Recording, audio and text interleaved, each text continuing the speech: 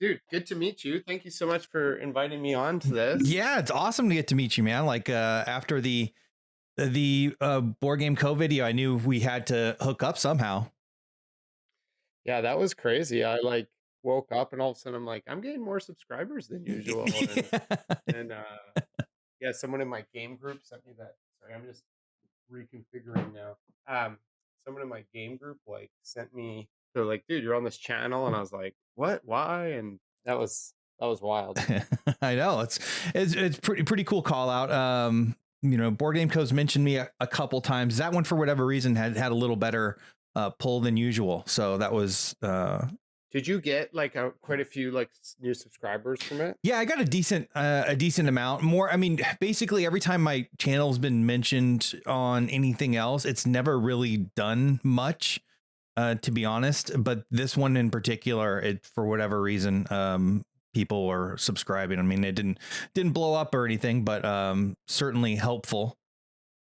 Yeah, I mean, my channel's pretty new, so it's a lot smaller than your channel. And so the I'm gonna say, so for me, like the percentage of subscribe, like in 24 hours, my subscribers increased by like almost 30%. Yes, Um, that's so that's insane. We probably had about the net increase, but the percentages for sure. But yeah, it's like for me, that was like 300 subscribers in right. 24 hours or something like that. Yeah, and So that's I don't really know Alex that well or anything, and like I said, I'm kind of newer to this, and so, but I did see him at Dice Tower West, and I went up and gave him a big hug and was like, "Do I like owe you money or yeah. like how does this work?" Yeah, that's So well. it was It's pretty funny. cool. I wanted to hook up with him and kind of talk. We've been kind of emailing back and forth for a while, and he was in and out of there, so I didn't get a chance to. I mean, I saw him as I'm literally first walking in, and then never again. So I still Yeah, so the first night I just kind of, well, actually he came over and said hi to me. I was like, "Oh, cool," and then I like gave him a hug, and I was just like, "Dude, like." Thanks, that was crazy. And he was like, yeah, no worries. And then I saw him just in a bit, and he was like, oh, we're playing a game, you want to join? So it was kind of just like random. And that I feel like that's kind of how it is at conventions. Like I'm not even a big deal, but if someone's like, hey, let's like schedule or set a game or something, I'd be like, oh man, like that feels tough. But we just kind of were right spot, right time for us to hook up and play a game together. what'd you So play with him? actually, I played a game where I was like, how have I not played this? It was awesome. It's called Spectacular. Mm, It's like the same gang that made Scoundrel Bay, okay. Billy Fox guys. Yeah, you made Have you you played made a board games video. Scoundrel Bay? You made a video on that. I saw it just hit retail, so I started to look into it. I hadn't actually heard about it since then. You a Yeah, fan? it's great. Yeah. Pardon me? Yeah, are you a fan? You're a fan of Scoundrel Bay? Yeah, like if you've what did I compare it to? Like, have you played Boone Lake No. or which other one? I compared it to two Alexander Pfister games. I think the other one, oh yeah, Pirates of, Of oh wait, sorry, Maracaibo? not I just not Mar- Pirates of Maracaibo, Maracaibo. Um, I really like Alexander Pfister a lot. Great Western, one of the Great Western Trails on my top 10 list that you made Yep. me. You rate all of them pretty high. Yeah, Boone Lake to me was like such a cool idea for a game that just didn't quite like happen. So I kind of feel like Fortunes of Scoundrel Bay was the like almost like I could have imagined if someone said Alexander Pfister put this out to like fix Boone Lake, I would have been like, oh, that makes sense. But Yeah. it's not what happened. But anyway, same guys, they made this game called Spectacular. It's like it's great. It's a really cool game. It was me and Alex and Meg, a friend of mine named Brian also, and then I had never met them before, but I've ever put my computer on Do Not Disturb. I had never met them before, but like oh, I can't remember their game company's called. They made like Potions of Azurland. Um, they had a booth set up there. Tyler runs the company, and Gray's like the designer. Okay. I They know had a the game of game, but like I don't 12 games. They know were, the company. yeah, I forget too what it's called. Anyways, yeah, that's great. So appreciate you having me on the show, fellow board game co shout out person. I've never had anybody shout me out, but I mean, I've only been at this for Well, 3 or 4 this whole months, so episode is shouting you out. So welcome to the Board Game Secret Show. Glad to finally meet you. You know, it's going to Have be, we started? yeah, this is just we cold open. I don't do any sort Oh, of like anything at all. I You know, thought I this was just like the pre-show yeah, chat. well, you Okay. know, I find a good place and I'll make a cut. You know, if it totally sucks, I'll add it. I'll start it right what I just said. Welcome to the Board Game Secret Show. Yeah. Okay. Good to That be here is with the you. I get preamble. to meet you. You are Ryan. How do you pronounce your last name? I don't want to butcher it. Yeah, thanks. Just say Gara. Gara, That Ryan works Gara, best. how I roll, basically everywhere, right? I was just looking at all your socials. You've got TikTok, Instagram, Facebook, X, all of it. How I roll. Yeah. I'm kind of yeah, there so on YouTube it's how I roll. It's all called how I roll, but it's how I roll games is my like at on those because how I roll was inevitably taken Of from course. all those places. And yeah, I mean you can look me up on X, but I like don't do much. I'm kind of thinking about like whether or not I keep that one or not. Yeah. But yeah, try to cross post on all the things. So Sweet. We'll get a little bit into that, but first we're going to start with a little game I call Wear or Tear. This is a rapid fire questions. You simply say wear or tear. I mean, you can explain yourself, of course. You know, wear being you like it, tear being no. So, you know, you down? yeah, oh yeah, Oh, I'm down for anything, okay. man. Number one, Thanks for having me on. sleeve your games. Oh man, I feel like I just give complicated answers. That's Like okay. I'm That's all fine. in on I sleeving my ramble like games. crazy on this show. So, you know, as much I'm as I all in say on rapid sleeving my fire, games. Yeah, I'm all in on sleeving my games. I'm not all in on buying sleeves for all my games. So, uh, Karma just sent me their lineup and they sent me sleeves. I was so excited to sleeve them all. But games I've owned for a while that I just don't want to go through and buy sleeves for all of them and stuff like that. are there, Also, go ahead. I don't. You said rapid fire. This is the other issue I have with sleeving is that I can't always predict if a game is going to be a game that I'm going to play enough to warrant sleeving. And by the time I know it is, I'm probably like, oh, I should have already sleeved it. So, yeah, anyways, I'm not a big sleever, but I do love sleeve Yeah. cards. Early on for me, it was like sleeve everything. And then it got so expensive. Like Yeah. just Yeah, like it's ridiculous. crazy how cheap a sleeve is, but then you realize, oh, like you buy Vantage and you're like, oh, Yeah. there, I can build a Right. house with that And for of cheap. course, I can't do the cheap sleeves. I'm a big fan of matte, I think Titan Shield. And I mean, those aren't incredible. They're not the most expensive, but they're not the penny sleeves for sure. Yeah, yeah. So basically, I have to know I love a game at this point. But early on, everything got sleeved just because I was, you know, a freak about that. Yeah, well, and when you only have a handful of games and you're kind of like doing it one at a time, but now if I were to like go back sleeve my collection, not only would it take a week, but it would also take like 3 weeks of income, to do it. Right. So And do you play anything enough to even warrant sleeving it at this point? Being a creator, yeah, playing now new like stuff all the time. yeah, I know. Now I have like I can't keep up with how many new games show up my house that I'm like, yeah. So actually, I will tell you what, and this is the influence. This is the different. Do you have kids? Yeah. Three. This is the game changer with kids for me because there's what I do and what I play and all that. But then my kids come into the picture. I have two daughters, they're 8 and 5. And so I just got this sent this little game called Teddy's versus Monsters, which is it's a Canadian publisher, a designer, and it's good. Like it's a fun speed playing game, stuff like that. It's fine in its own warrant and all that. But my daughters love it. So we're playing a lot. And since it's a speed playing game, it's like the only game in the past like 2 years that I've gotten that I'm like, maybe I should get sleeves for this game because otherwise we're gonna have to buy another copy at some point. So Well, you know, so are your daughters big game players? Or is it just like when we find something, it's gold?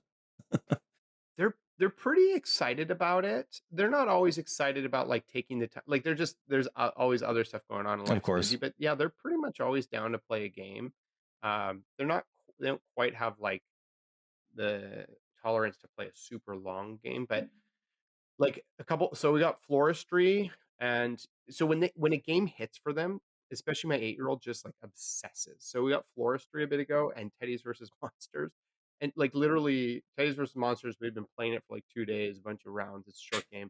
She wakes me up at, like, 5:30 the next morning. She's like, "Hey, can we play Teddy's versus Monsters?" And I'm like, "Well, I'd rather be sleeping, but I'm so glad that you're into games." So, are your kids down with games or? They used to be, and so now I have a junior, or I have a sophomore, a junior, and they're gone. Like, you know, they're just like boyfriends, girlfriends, could care less. Although we did start having a Sunday night secret Hitler night with their their loved ones as well, or what is their boyfriends and girlfriends, loved ones, spouses. Those are not the right words.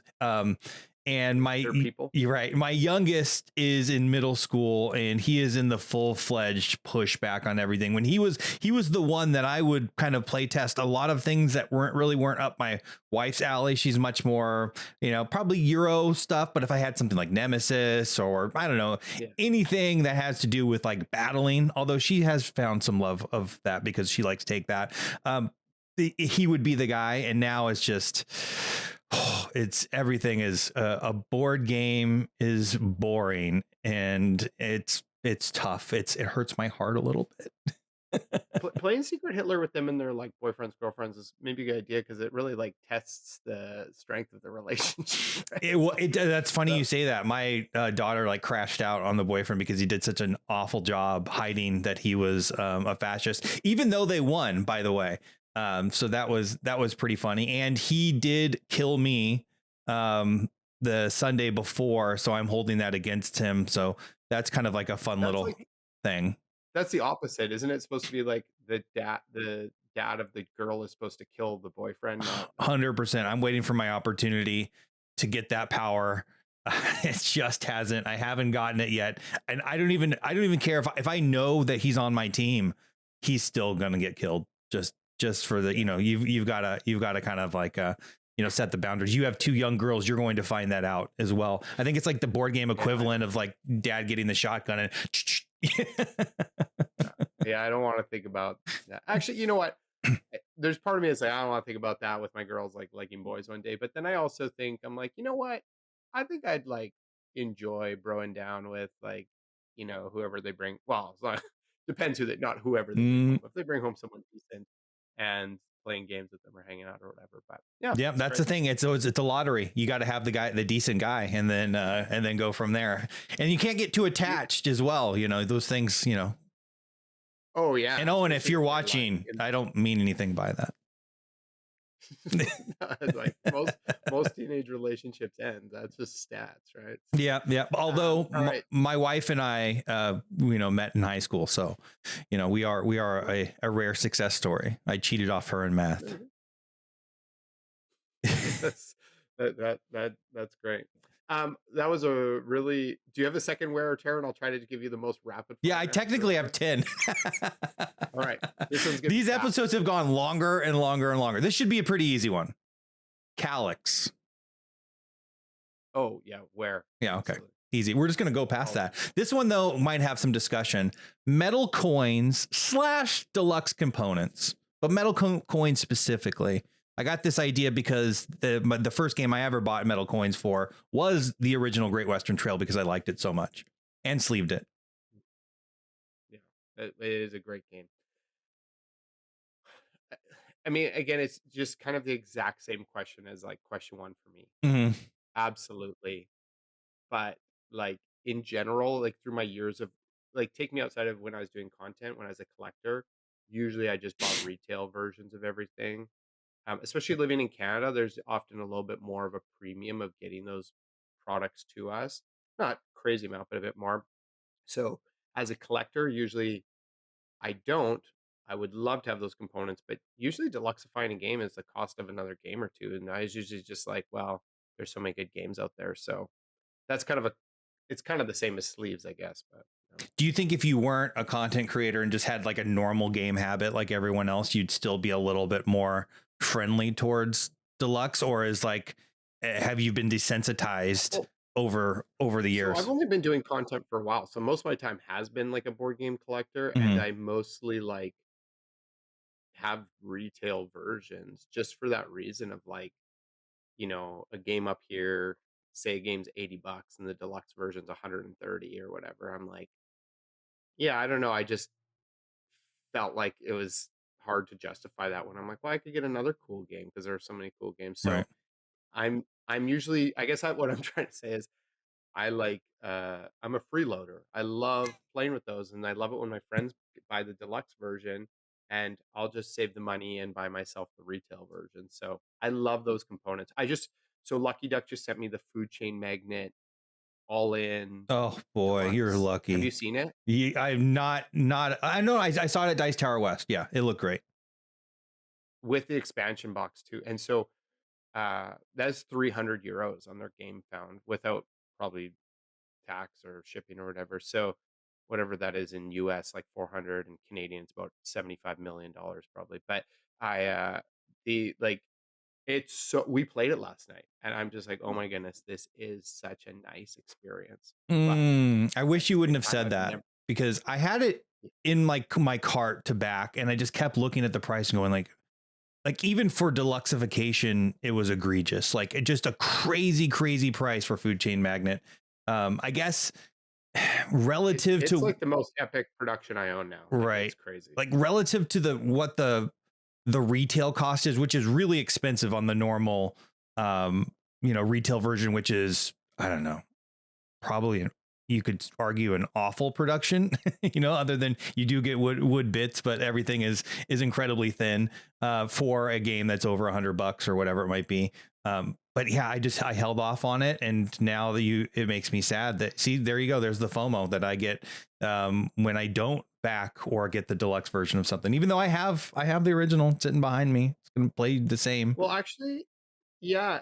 Uh, Actually, what I meant to say is it sucks. You shouldn't get it, Yeah, so don't be tempted. yeah. You, Hope Lucky Duck isn't uh, listening. even though this is like personal aside, but like even though you live in a different country than me, you only live a couple hours away, right? Yeah, we're very close. Uh, just come play my food chain magnet someday. There, I'm there. so I always say magnet, but it's magnated. Yeah, Um, I can be there in a few hours. Just so don't tempt me. it's actually so I want my computer to be a bit higher for this. The two food chain boxes are actually what my computer's Oh, sitting really? my MacBook's in with it. That's Um, funny. but no, it is beautiful, and I wish all of my games were that production level. But I also am just like I don't have that coin, and I don't think anybody's got that coin to be spending four Yeah. or $500 on like every game they buy ever. So Well, maybe you can share that Lucky Duck hookup. I don't think I have that one. So, uh, yeah, well maybe they're watching this and yeah, maybe. hey, Lucky Duck. I'll tag Lucky Duck on here. I've Okay. been doing I don't sorry, this is a quick aside.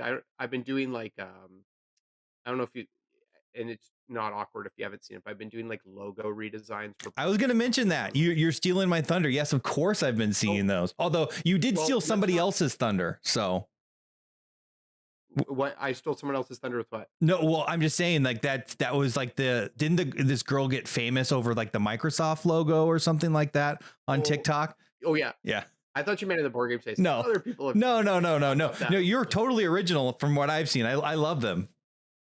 We could let's put a pin and talk about it later. The only reason I said is because I just posted a Lucky Duck one this morning. Oh, So really? I Okay, posted cool. Yeah, we'll a we'll Lucky we'll Duck talk about logo. that. Pineapple on pizza.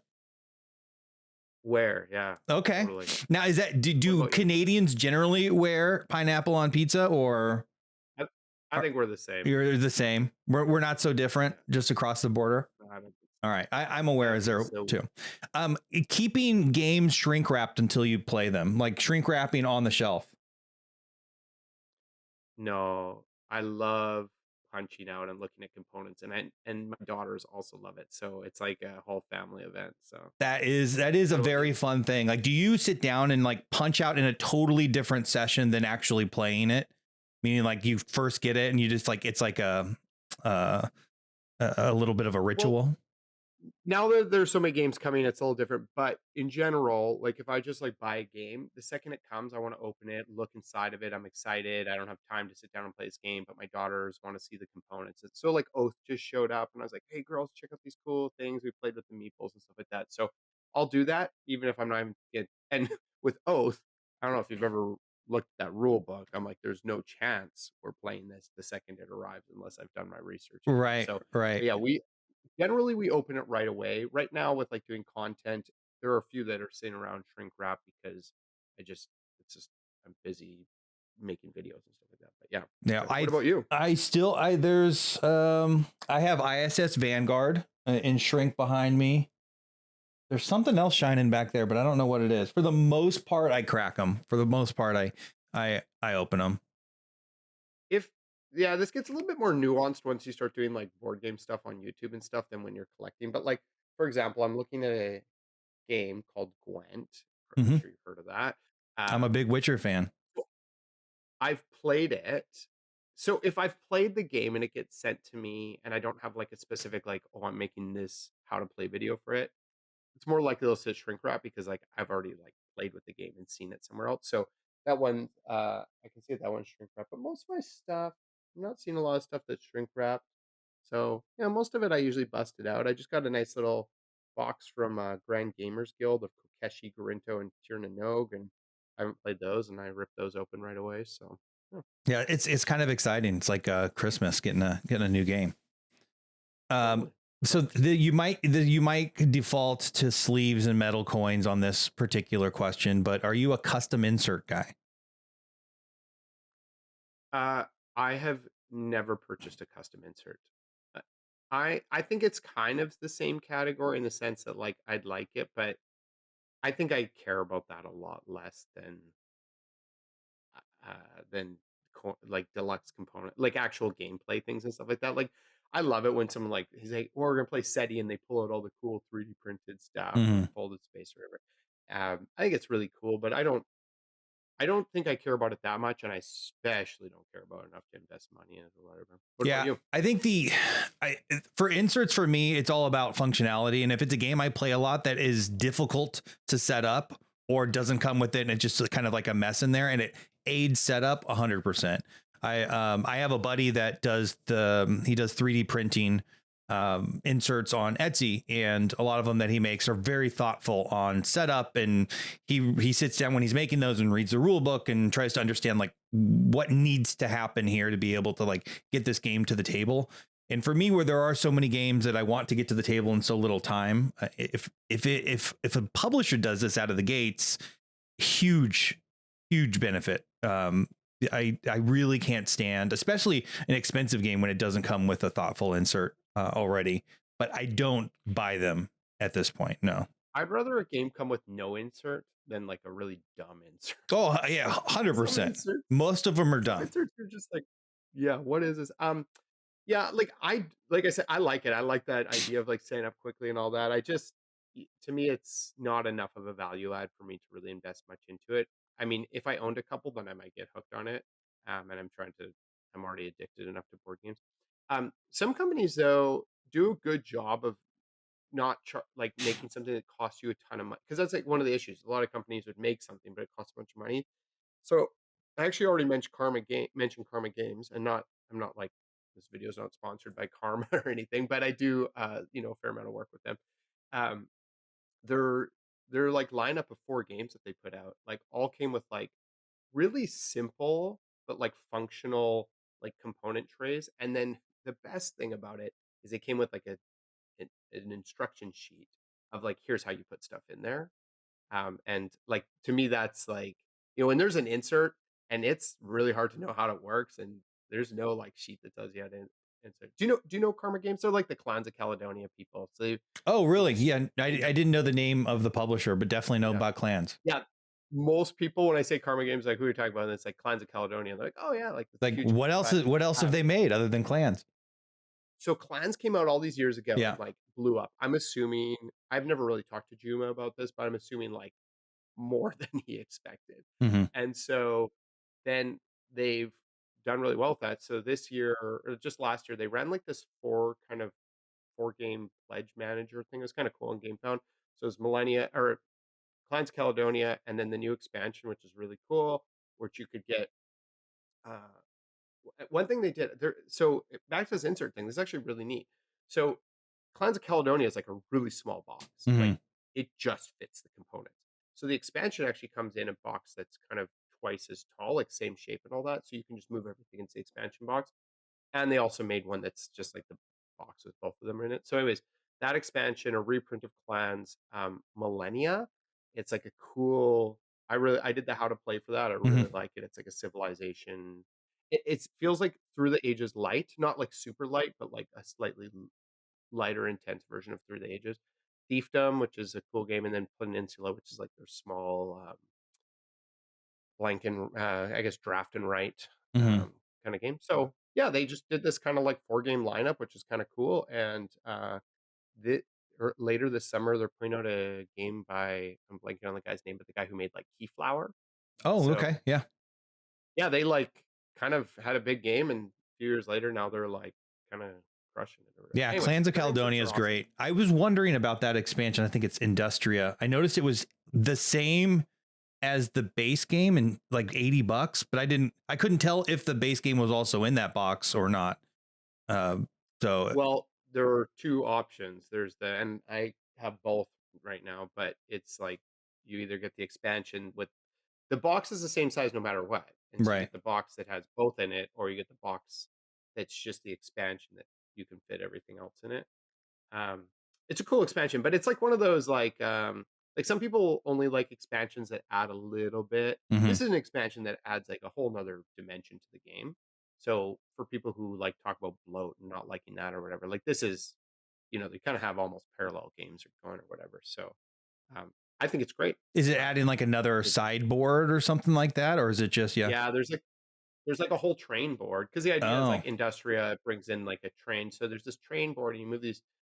It's literally like, yeah, like a whole extra layer to the game, and then more other stuff like, player power, like more clans, or yeah, I guess they're clans, that's in the name. More clans and a few other things like that, and a couple tweaks and stuff. So if you like clans, it's great, but it does like add, like it's so not just like oh, here's a neat I little. see you have clans rated at an 8.8. Does this raise that rating in just, or have you played it yet?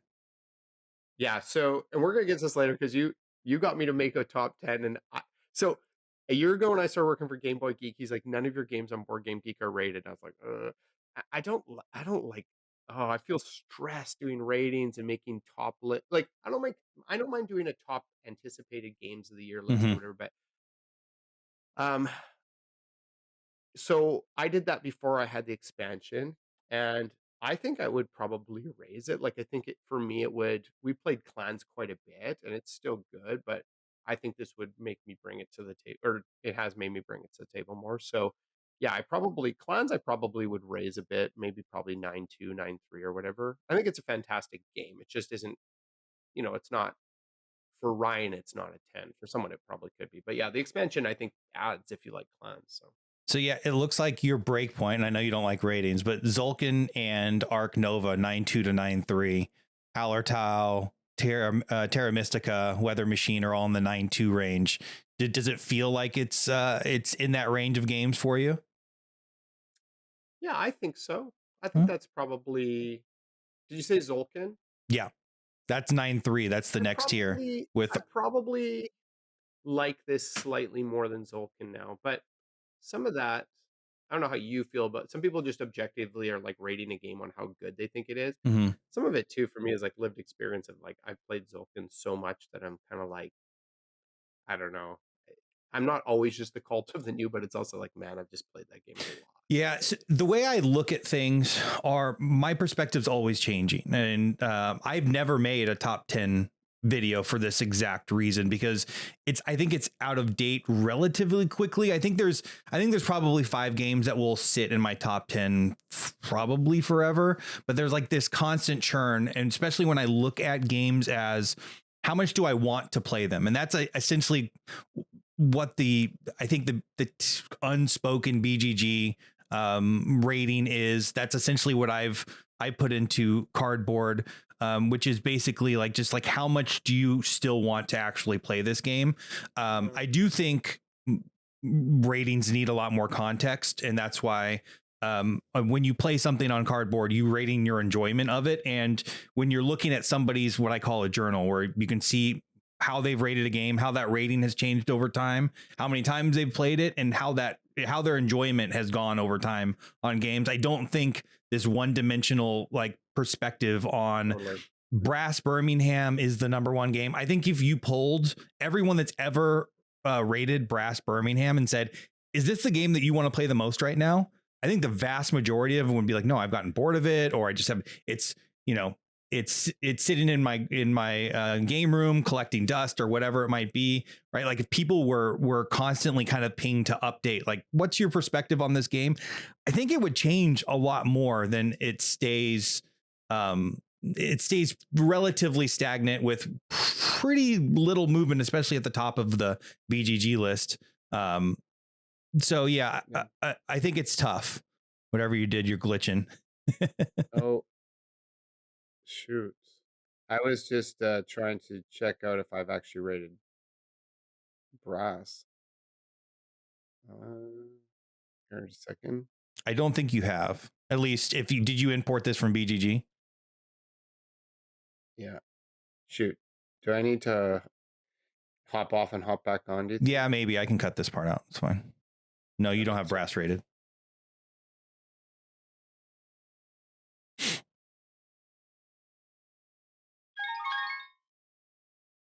All right, there you are. Okay. Yeah, I actually just checked if I rated brass because like I'm in the minority where someone gave it to me years ago and I was really excited to play it. I played it twice and I was like, just didn't land with me that much. So I traded it away in a math trade Really? pretty quickly. It's not like a bad game. I don't know. I didn't really feel like it popped as much as did other games. And that's kind of like the subjectivity of ratings, and not even just that ratings are subjective, but how people view how ratings work is subjective. Like, 100%. are you saying this is a good game? Are you saying I enjoyed playing this game? Or are you saying I played this with the right group? Or like, what is it about that? And yeah, I don't know. Because I mean, Zolkin is like the mechanics are pretty revolutionary when it came out, and that's still true. Um, but for me, I've just played it a bunch, and I'm kind of like, yeah, okay, like it's kind of stayed its time, so that impacts it. And some people might just rate it based on when it was created, how it was created, stuff like that. And Right. Or they might yeah, I'm rate not it sure. the moment that they play it, or even in some cases before they even get the game. Yeah, You see these unreleased games that get ratings all of a sudden. It's like even if you have played like the the pre-build in TTS, it's like you probably don't deserve to be rated at that point. But it's all subjective, and I think that's one of the premises where I'm trying to create context in Cardboard because um, I think a lot of that is missing in top tens, especially creators that are totally different people. The games, you're getting sure. so many games for free also, by the way. Like, I can't speak for you, but creators in general are getting these games for free. And I think the value of the game is also just different. It's especially when you're playing so many things as well, you're exposed to so many different games.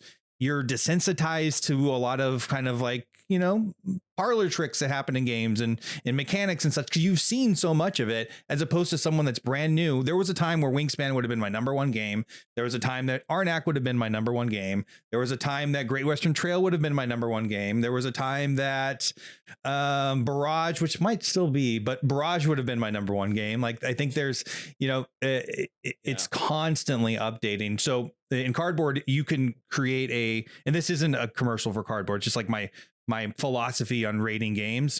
You create a secondary when you re-rate a game, it creates another data point that you can just see how perspective on people have changed over time. And as there's enough data there, essentially, instead of looking at games as like this, like, hey, it is an 8.5 average, it's like, no, it's a game that people typically are really high on out of the gates at 8.5, but then it falls to a 7.6 over time. Like, I think that's an important data point because there are some games that just haven't, like, I could play Barrage until I'm blue in the face, and I played it a ton on BGA and in person, and I just love everything about it. That line's going to be pretty flat for me, while other things just kind of die off, even after a few plays. Endeavor Deep Sea Well, started as a 10 to some me. games you play, you're like, yeah, some games you play, you're like, this is awesome. And then you play it again, you're like, oh, there's not much variety to it. Like replayability comes, and some people value replayability a lot, some people don't, and variety and stuff like that. So, I mean, that's a huge factor. So, I played this game called Journeys Afar, the Ketsueki. It's not out yet. It's by Travis Archance, Indie Boards and Cards. But it's like, in a lot of ways, it wouldn't be like, oh, this is the type of game I mostly try to play. But one thing I loved was that there was a whole aspect to the game, like a whole row of cards that none of the three of us ever touched during the game. And that made me so excited about the game because I was like, oh, great. this is a game that I could play different ways, different times, and it could have a lifespan, you know? Like, I remember back in the day, Kingsburg was one of my favorite games. But then what happened was over time, we were like, we're just doing the exact same thing every game. And we feel like if we didn't do this, then we're just throwing it away. To your point about games that used to be afraid, like one of the way back in the day, I got Small World. I was like, oh, this game is so sick. Hmm. Now, like, if I went somewhere and someone's like, hey, you want to play Small World? I'd be like, I mean, I'm pretty happy to hang out with people and play Yeah. games, but I'd be like, Not my I don't first know if I choice. really, yeah, like it's like Like, but I playing. checked your review on BGG and you said it was a 10. Well, that was 5 years ago. Yeah. I wish I was better at using Board Game Geek and cardboard and stuff like that. It's like some people keep their collections so meticulous Yeah. and stuff like that. I'm so like I think BGG says I own like 270 or 300 and something games or something like that. Which 267. 360? 267. Oh, 267. Yeah, Mm. like which is I mean for most normal humans in the world a lot of games and it Yeah. is a lot of games actually for anybody, but that's like not even close to the number now. So Right. I Yeah. It's not am updated. I'm so bad at updating. I'm pretty good at using BG stats and logging my plays, Mhm. but yeah, I'm really bad at using those things. I just yeah, I get behind on it. So Yeah. It's extra overhead for sure. Okay. That was custom inserts. yeah, it's funny because I'm like a nah, but Yeah. So food at the game table. oh, like mostly I'll say tear, I guess. Okay. It- I'm it- guessing your little girls are allowed to break the rule, maybe. yeah, so I'll say like it kind of depends on a few things. So if it's my brand new copy of Food Chain Magnate, which was a blast to play last night, I don't want anybody bringing food near So they that. can't have a bag of Cheetos while you're sitting there playing. No, man. Like, so we unboxed that together and looked at all the components, and I think my one daughter had like a frozen yogurt tube or something. I was like you're not part of this until that's done, you know. Yeah. And I'm not like brutal about it, but it's just like, listen, like this is. But you know, they've got like their own little game collection, and they've got a pretty beat up version of Sorry, and I'm kind of like, well, I don't. Did you hear my Canadianness come out in Sorry there? Oh yeah. Oh yeah. No, I'm So here. I'm hearing it a lot more on this interview than I do on your channel. Actually, it's funny. I just did a how to play video for this game called Hairband, and they have these, I'll say it the American way, drama cards, but Mhm. we say drama. So I said it I all love throughout the that. video, and then when I was down at Dice Tower West, I was they're giving me a hard time for it. But um, yeah, I guess it kind of depends on the game, depends on the person. Like if someone's like, hey, I'm gonna bring like some soup, like ribs, like to the table, I'm kind of like, hey, why don't we just eat that then play? But so I don't know. I'm a bit of a mixed bag on that, but I'm not. In general, I'm like, hey, just eat then play. You know. Right. Yeah. But it's funny. Yeah, I'm kind of a Nazi on it. It depends on the game. There are some games I'm kind of like, whatever. I was trying to create a root game group of some guys, and I wasn't particularly familiar with all of them. And one shows up late, and he's got like Chinese food, and I love Root, and my copy of Root is kind of like this. I don't know. It's something I cherish. And he's sitting there eating, and I can't even focus on the game. I'm just like, oh my gosh, please don't spill that on the game. I think I came out of there unscathed, but I was also a little bit disappointed in myself that I cared so much. Yeah, you know that is a tension for me because I'm like, it's just stuff, and I don't want to care, but I'm also just kind of like, yeah, you know what I care, you know what I care about more, and I hope I'm not stealing another prompt coming up. Keep doing it. Like, if someone shows up with a snack or something like, if it's a full meal, I'll often pull up, like, a little side table or something for them and be like, "Hey, can I" but, um, what gets me more than, like, a snack or something is when somebody, like, you know, I get a nice new game and someone picks up the rule book and they, like, flip the page around. Like, I care about, like, taking care of my components in that sense. And, like, Yeah. to me, Yeah. humans have to eat. Humans don't have to bend cards to exist, you know? And Mm-mm. so I've got this really good friend. I love him so much. We play games together, but he's kind of a classic, like holds the cards, you know, kind of He's gentleman cupping the stuff. And cards. It's like, I, I feel so, maybe it's my Canadianness, but I just feel so awkward saying anything. But it's like, hey, like, could you? I'm way better at with my kids. Like with my kids, I'm like, hey, treat the game well. But with other people, I don't want to come across as like this jerk, but it's also like, hey man, like, you know, you want to buy a copy of this game? Yeah. You can go ahead, but yeah, Yeah. that gets me more than food. I'm constantly bending cards back in the other direction if they start to cup when people are like too roughly shuffling them. I'm always like shuffling in two different directions, trying to keep them Oh, straight. That's where the sleeves come in handy a little bit, because then you don't have to do that aggressive shuffling on them. But I I hear used to you. be like I used to be a youth volunteer at this church we were part of when we lived in the middle of Canada, and so I would help out with like teenagers and stuff like that. So I was getting them into board games and stuff. And one night we were doing this like late night event, and I brought Eclipse, and one of the boys had found a wheelchair in some corner of the church building and was like ripping around, which is hilarious. But then I guess the box lid was like on the floor somewhere, and he just wheelchaired right onto the Eclipse box lid. So my copy of Eclipse still has like this giant like chunk out of the lid or whatever. And I was like, it's okay. It's only $120 game. No worries.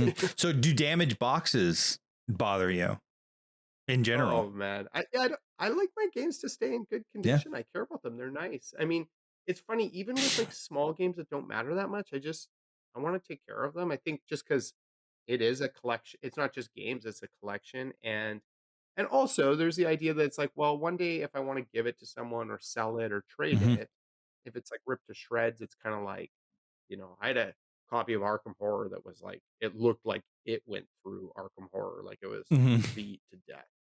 So, I mean, I sold it for $5, but I still felt kinda weird, like, giving it to like, I was basically just trying to give it away, but I still was like, "Oh, sorry that this is Yeah. damaged," Sorry that I'm taking $5 from you, but yeah. Well, yeah, I think I was just kinda like, "Well, I'll put it on Marketplace for something." If they would've said, "Can I just pick it up?" I would've been like, "Yeah, it's fine." So Yeah, I traded for a copy of Hegemony, and I could tell this person totally took beautiful care of this game, because everything inside was just perfect. It was like it was a brand new game, mm, but the box came like pushed in with um the whole oh no, ripped on the top. Something had happened in shipping, and even to this day, every time I look at it, it just bothers me so much. I just got at Dice Tower West, Matthew at Envyborn gave me Pillars of Hercules? No, that's sorry, I'm confusing games. Hercules and the 12 Labors. I almost bought It's that. just a small little box. Yeah. But, I was flying with, like, limited luggage, and I Hmm. thought I packed things well, but I came in it's not terrible, but, like, the one I thought it was around here somewhere, isn't it? But it has a little crinkle on the one edge now, and I'm like, "Ah," and I just felt disappointed in myself. I was like, "No, it's too bad, guys." Yeah. Yeah. It is what it is. It is what it is. All right. Wear tear miniature games. Not tiny games, Yeah, I games love it. with I miniatures. love it. Okay. Yeah. Well, I'm I surprised love mini games. looking at your top games. I mean, you're very heavy Euro. So I was wondering, like, what are some mini games you enjoy? So, I don't love every mini game, but I love minis in games. Okay. You Um, appreciate the so artistic expression. I just think they're fun. Yeah. So, like, even just the new food chain Magnate I keep talking about, but it's got like, I mean, it depends where you draw the line at minis, but like all the restaurants and everything are these big plastic chunky buildings and the houses and stuff like that. But Scythe is on there. The mechs, those are really rad. I think the metal mechs that some people have that I don't have are really rad. I've got Descent on there. I actually love playing like dungeon crawl campaign type games, even though it's weird. Like probably Euros are my top, and then if I could play like a Descent campaign or something like that, that's probably like my next go-to. It just doesn't happen a lot. So those I think take a little bit of a hit in my ratings because I don't get to play them as much and stuff like that. But I do really love miniatures. I wish I was good at painting so I could paint them. Actually, this my meeple there.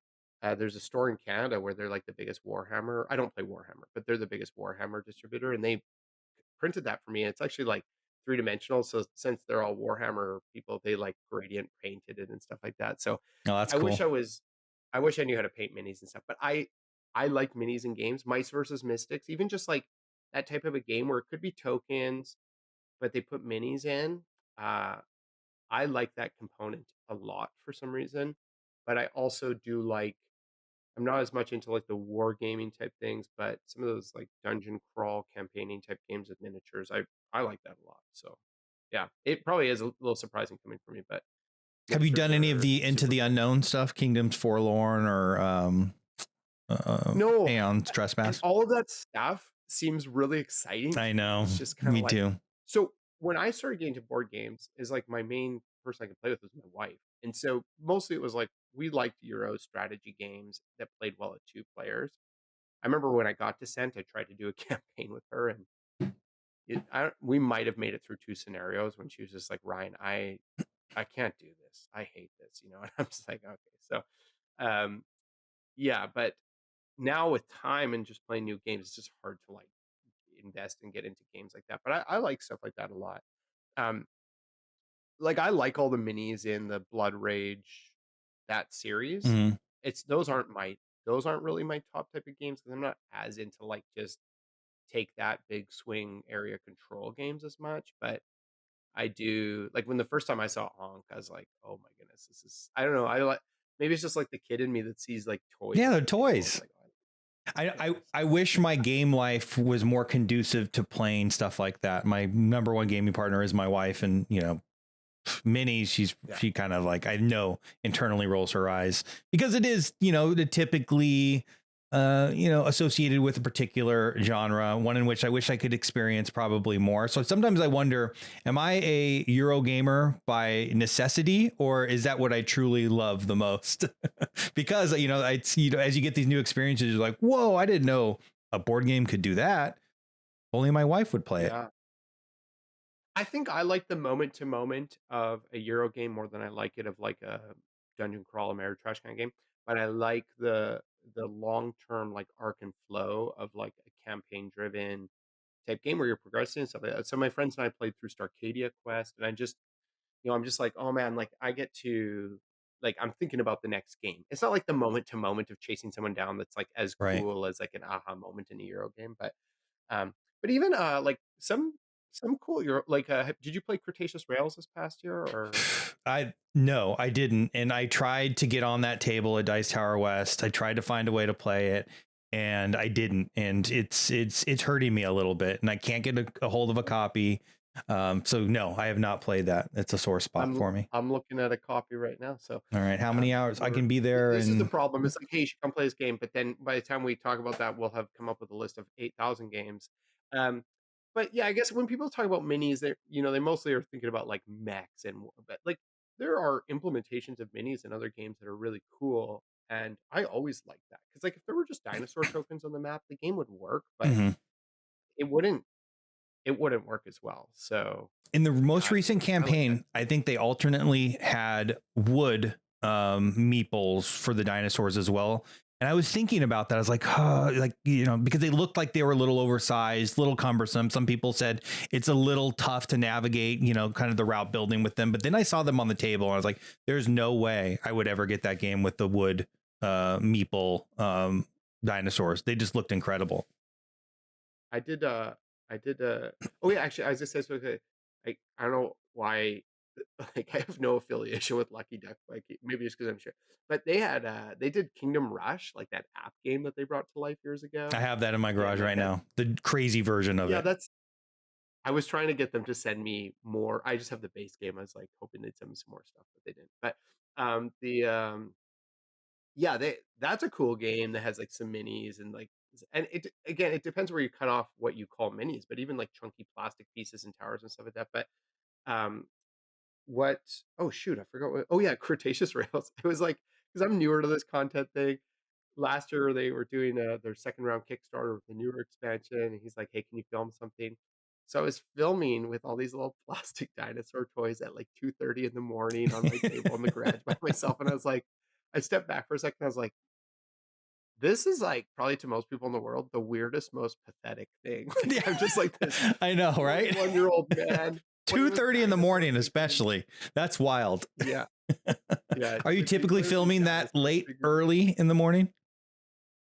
I, so if I didn't have kids, my ideal would be that I would just, like, work, like, afternoon until, like, 4 or 5 a.m. Mhm. Um, I used to run a business when I was younger, and I would do that, like, I would just work, so I like working at night. I feel like the world shuts off, and I just zone in and stuff, but, I mean, my kids are just, like they wake me up early no matter what, and now I have a harder time sleeping in because of them. So, but yeah, left to my own devices, I'll stay up till 2, 3, 4 any day and work on stuff like that, and I like filming at that point. So, but yeah, anyways, I was just like, this is funny just being alone in my garage playing with these little dinosaur toys. But that's a great game. That's a really cool implementation of minis into a pretty medium weight Euro game. Right. That's pretty sweet. Yeah, I Yeah, said on another episode that if I can, we like route building in general, my wife and myself, and but if I can find something that has that type of table presence, especially bright colors or whatever it might be, I can get it to the table significantly more often than something that I love like Barrage that's just like, drink yeah, dreary and black and gray and all that stuff. yeah. A Scott from man, I am again. I'm not sponsored by Lucky Duck, but Scott from Lucky Duck is launching a new company called Steel Wing. And anyways, at Dice Tower West, he had a cool route building game where you like actually build rainbows. It's kind of cool. Like Oh, there's really? like this the holder, and you put in like little. It's just these colorful 3D printed, and like it turns into this like cool chunky colorful rainbow on there and stuff like Hmm. that. So I don't remember what the game is called, but you might want to check it out because Yeah, that kind of sounds like what you're talking about, like cool table presence, but isn't like insane. Like it looks like it's probably a medium weight game. So, very cool. Do you? Oh, okay, wear tear culling your collection ruthlessly. oh, I like ideologically, where In actuality, are you culling your collection or are you just letting it stack? it's just bloating. Like, Yeah. yeah, I'm pretty bad at that. I started getting a bit better, and I started doing this YouTube stuff, and now I'm like, oh my gosh. But I'm not very good at doing that. I wish I did it a little bit more, but that's pretty hard. Well, do you What have about you? storage space open still? Oh. Yeah, well, I want to get another shelf. I mean, technically we have the space, but the problem is that we probably have a lot of crap that we need to like clear out in our house that we're to like, so in general we're trying to get rid of stuff. So I'm kind of like I feel like I'm kind of the antithesis to what we're trying to do. Right. But yeah, technically we're not like out of space. We're fortunate to have some room that it's, kind of working. But my shelves are full. I need to get another shelf. That's what I need to do. So Yeah, I'm out of space and I have some in storage. I have some in the garage. I have some in here in my office. I have some in every drawer in the house. Like it's a problem. I really need like a full library with those like rolling shelves that stack on one side of the room.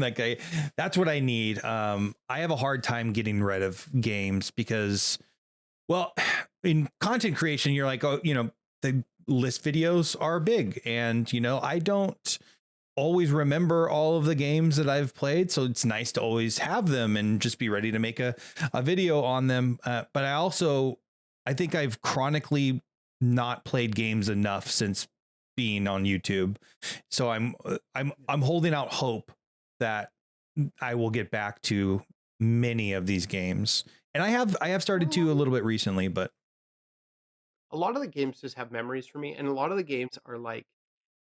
So I was thinking about making a top 10 list at some point where it's like, um, you know, holding on for hope or whatever, where it's like a game that I'm like, no, I'm gonna play that. I'm gonna play that. I'm gonna. So for me, probably my number one is Mage Knight. I won't let it go, but it hasn't even come close to hitting the table in so long. But I'm just like, no, one day I'm gonna play it and it's gonna be amazing, and it will be amazing if I play because it's a fantastic game. But it's just like, you know, so yeah, it's hard. Lots of memories with them. I mean, some of it is tough too because some of the games that you would call are like games that a lot of other people would call. So it's kind of like, is this worth it? Am I like I've been trying to sell my copy of Sentinels of the Multiverse for like basically nothing for so long, and it's like nobody wants it. So it's a little tricky, but yeah, I it'd be cool. Like, have you ever seen those like high tech like parking garages in other parts of the world where like the car goes into a thing and it gets like it'd be cool if like there was like an underground layer under my house and I could just like push just buttons on the call it up screen and the and it just robot arm would pops up. Like, I don't care where it's being stored as long as it's safe, dry, yeah. temperature controlled. And then I just like on the app, boop, it shows up, would be spectacular. Although Would you miss not just like being able to admire the collection? Yeah, I know. I immediately am like, maybe I could just have some of it, and then the rest could be like, Right, right. Like but you, the top, you know, maybe I the top 100, you know, if you ever made that list, you know, have that sitting. But, you know, the nature of, you know, what you do is getting new games in all the time and constantly rotating. And if you put them in your dungeon, you may never, ever see them again. yeah, yeah. Like I'm looking at a couple games, where I'm like, there's no chance that's ever gonna hit the table again. But some of it is like, so for example, I just looked at Tabanusi. Do you know that game from like Board and Dice, part of their Yes. T series? Yep. Yeah. I You love love the the T. T I series. love You love the T series. We're going to talk about that one. I love the T series. I think Tabanusi is not great. Okay. So, but but I own, like, I have the T series, so it's like, what? Yeah, I that's don't a know. tough one, right? When you're so close to having it all, you might as well just have it. Like, if they had 5 bad games, sure, Right. whatever, but, like, this is But and you are a Tabanusi's not legitimate fan. bad. Tabanusi's just not good. I'm never gonna play it, so I don't know. You know, it's funny. Not That would ready be to a go. good video. The games I own that will never hit the table again. I think that would get Well, that's clicks. what, like, that's what I was saying, like, games I'm holding on to, like, that kind of, like, I guess, yeah, it could be for different reasons. I was Mhm. thinking about, like, I'm holding on to it because 'cause I'm like, "I'm gonna play this, I'm gonna Well, play yeah, this." that's a But totally yeah, like, separate video. It's like things you're holding out hope yeah, for, totally. other stuff that you just should probably cull, you know, but that's a Yeah, really good like reason, right? Tabanusi. Yeah, that has a specific reason. If someone from Board and Dice is watching this, or Danielle Tassini and whoever else he designed that game with is watching this, it could sound like a negative, but, like, I'm literally only holding on to that game because I love the series Right. so much. It's a So, collection that piece. to me, it's actually, like, a really big positive that Mhm. it's like, "Wow, I like your game so much, I'm keeping a game I don't like just because of that," or whatever. But Do you look at your yeah, I collection like haven't. that, where it is like a collection, not necessarily for its kind of utilitarian uses? It's literally like this thing that you're proud to have. Yeah, totally, yeah. I wish I owned, like, I wish I so probably I would feel the same if I owned all the West Kingdom, or not West Kingdom, the North Sea games, Mm. because it's a cool collection. But I've not actually even played the two that aren't Raiders, and they don't really look as appealing to me or whatever. So that's a series where I'm like, oh, it'd be cool to like own the whole ancient anthology and stuff like that. I just haven't been able to keep up. But I do have a copy of Towers of Sifnos here that only has one player board because it was an early production copy. But yeah, I just some of those I can't keep up with. But the T series I've done a good job of keeping up with. I don't have any of the North Sea stuff. I've just played it's Raiders of the North Sea. But I saw like the collection box that they had maybe a year ago or so, and I actually was tempted just because the collection box looked pretty cool. But you know, so shallow. Yeah, it's pretty neat. First time I played Raiders, I was like, "Why is it in this weird little box?" Then I saw them like keep putting them out. I'm like, "This is cool." So Actually, go ahead. when I got Wayfarers of the Stealth Tigris, I was disappointed that it came in a big box. I was like, "Oh, this doesn't match my other stuff." But anyways, what were That you gonna say? is annoying. I can't remember who did that recently, but I was like, oh, what was it? Oh, Bad Comet with Shallow Sea. I'm a big Bad Comet fan. And I feel like all of their boxes are different sizes, and I just want to kind of keep them all together. And it's like, I guess it's the right thing to do. Make the box the size of the game as it's needed, but it just doesn't look as good next to each other on the shelf. Yeah, I interrupted you. You were gonna ask me something. No, I was just going to say you made it through our hour-long rapid fire. Congratulations. Oh, nice. That's great. Rapid fire. Right, right. But you know, this is the first time I'm doing this, and didn't quite work out as rapid fire, but good fodder for conversation. So that's what I hope for, anyways. Rapid fire is less Right, fun, man. anyhow. So let's talk a little bit about your channel, your journey.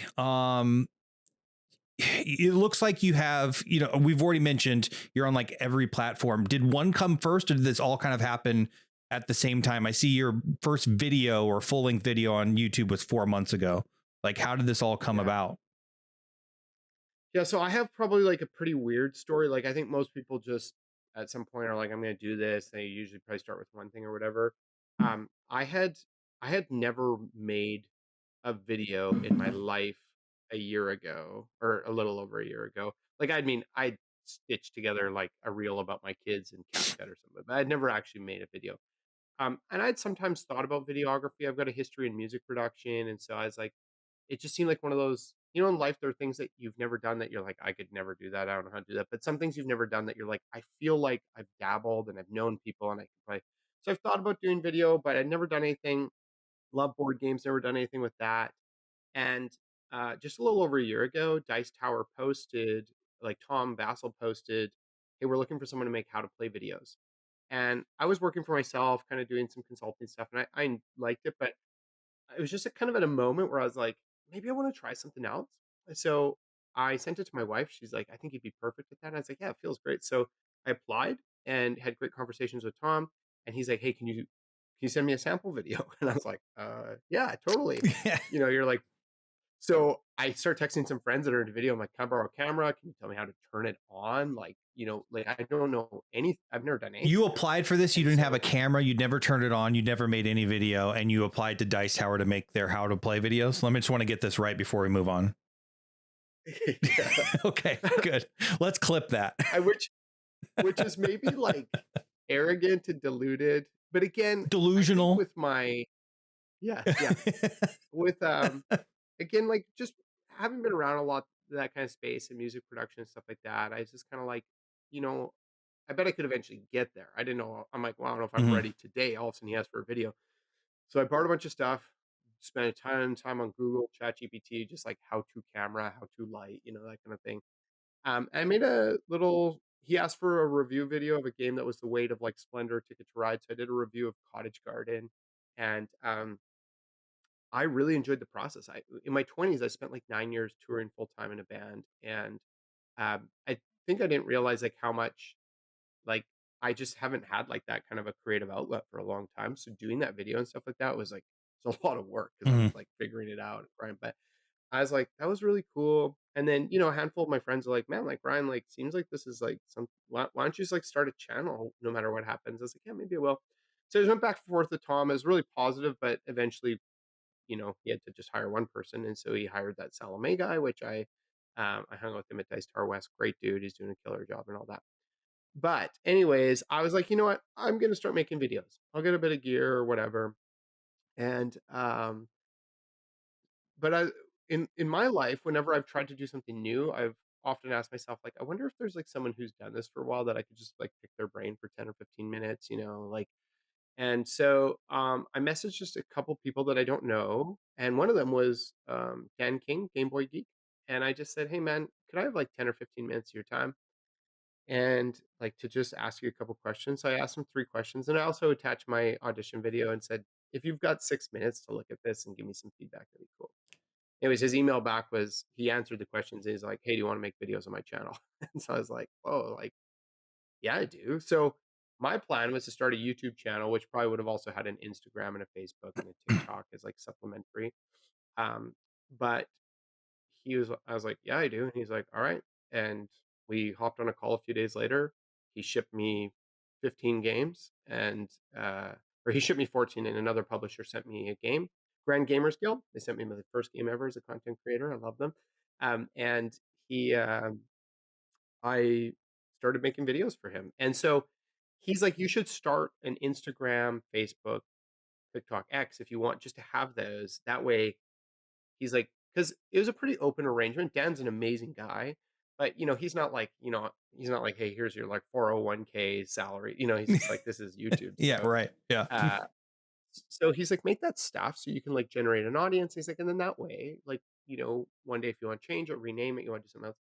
And so it wasn't totally clear if I would like always do stuff with him, if I'd go on my own, maybe do both or whatever. But he was just an open door to mentor me, to help me out. He introduced me to so many publishers, and I almost feel bad talking about this. I don't talk about it publicly that much. This is probably the most like openly I've talked about it publicly because I know that most people like start out and they just like grind on their own, which I think is beautiful in its own sense. But I felt like I just like got so lucky that Dan was in a season where he needed some help on his channel, and I ended up just being available, and he was stoked enough on my audition video that he's like, "Hey, let's do it." So, anyways, I bought a camera, I bought some lights, I just was standing in front of my board game shelf at first to start making stuff, but I just made Ryan Gara Games on Instagram, all the things.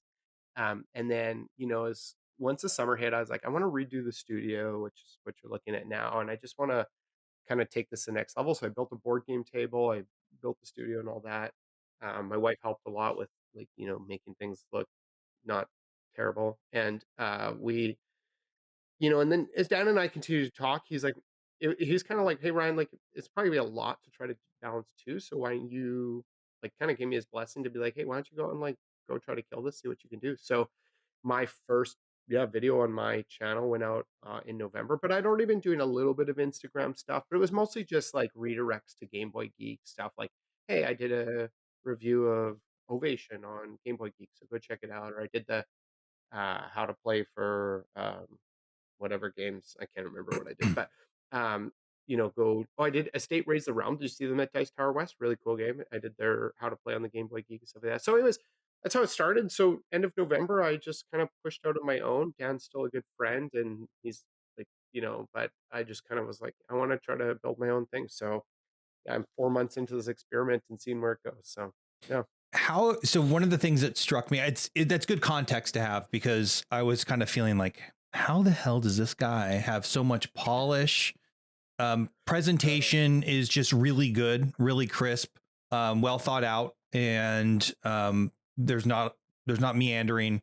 I would say thoughtful, and I was just wondering like how that came about so instantly. It's good to know and good for others to know that that didn't just come instantly if they're just looking at your channel immediately. How was that process of refining your style and presentation and production quality and all of that as you started this journey before coming on and doing your own thing?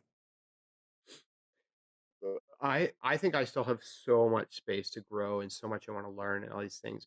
But what I do think that was cool about this is I feel like if I drew like a Venn diagram of my life and things that I've done, those are bad circles, but anyways, you know what a Venn I get diagram the is. idea. Um, so like touring in a band, kind of like being in front of people, doing music production, living in the creative, so much of that.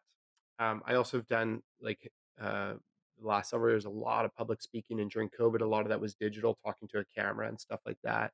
And just dabbled in a bunch of other things that kind of like stuff that's tech related. That it kind of felt like this wasn't like I'm not like oh I'm gonna go be a microbiologist and I don't even know what that means. Yeah. It's like and not to minimize the job of what that is, but just things that I've been doing are like, working with Pro Tools when you're recording audio is like really in a lot of ways can be a lot more convoluted than editing a video. Sometimes there are some different aspects of it, but like it's a big thing. And so spending time doing that, having producers cut, edit, refine, stuff like that. So I feel really fortunate to that. But for sure, when I made my first video a year ago till now, I could look at that and just be like, okay, this is who I do or don't want to be. You get a lot of feedback from people, or the feedback I get from people is like, well, I don't want you to be boring, but like, um, what's that? What's that guy in the UK who he's like ridiculous, like puns. No pun included. Yeah. No pun included. Do you know John? Yeah. I think he's funny, but like a bunch of my friends are like that's too much for me, and so I'm like, well, what's the right balance or whatever. But definitely shooting a bunch of videos. Definitely spending like what goes on YouTube, especially at first, like 6 minutes representing like 6 hours of me like yapping and yapping and Hmm. yapping and just being like, um, there's this idea that like people say like published is better than perfect. Just kind of like, you can keep chasing perfect, but if you never hit publish, it doesn't matter. Hmm. I've been trying to balance that well, but I do definitely have a drive for like, like coming from a creative and production side, I like understand like, oh, this is objectively not so great or greater. So for me, it was just that persistence of like going until 3 in the morning, being like, okay, that shot didn't work, that shot didn't work. But I can look back now and like I've learned so much about how cameras work and B-roll and when to use autofocus and stuff like that. And um the like Mr. Beast, I don't know if you ever heard Mr. Beast talk about this, where he says like every video, just try one new thing. Yeah. Like just say, hey, that wasn't that great in that video, or here's a new idea or whatever. That's been really helpful because I guess I'll just say, "Hey, this video worked. I can't solve all the problems, but I think I could figure out maybe how to do that better." So I could spend the hour or so Googling and ChatGPTing or grokking or whatever, Geminiing. We millennials turn everything into verbs, right? It's Right. like Yeah. texting. Yeah. Anyways, um, but so that's been a lot. It's also been kind of me figuring out who I want to be and stuff. So when I started with Dan, I don't think my style has changed too much because I have done so much public speaking before that a lot of that's kind of reminiscent of that. But I think one of the things that just definitely changes me understanding like what kind of content I want to do. What and so my biggest focus for my channel right now is how to play. Is I just did one for Garfield. I'm working on one for Stonemeyer right now, and a bunch of other cool. I just did one for Envy Born Games. So that's actually like I'm realizing like that feels like the truest expression of Ryan.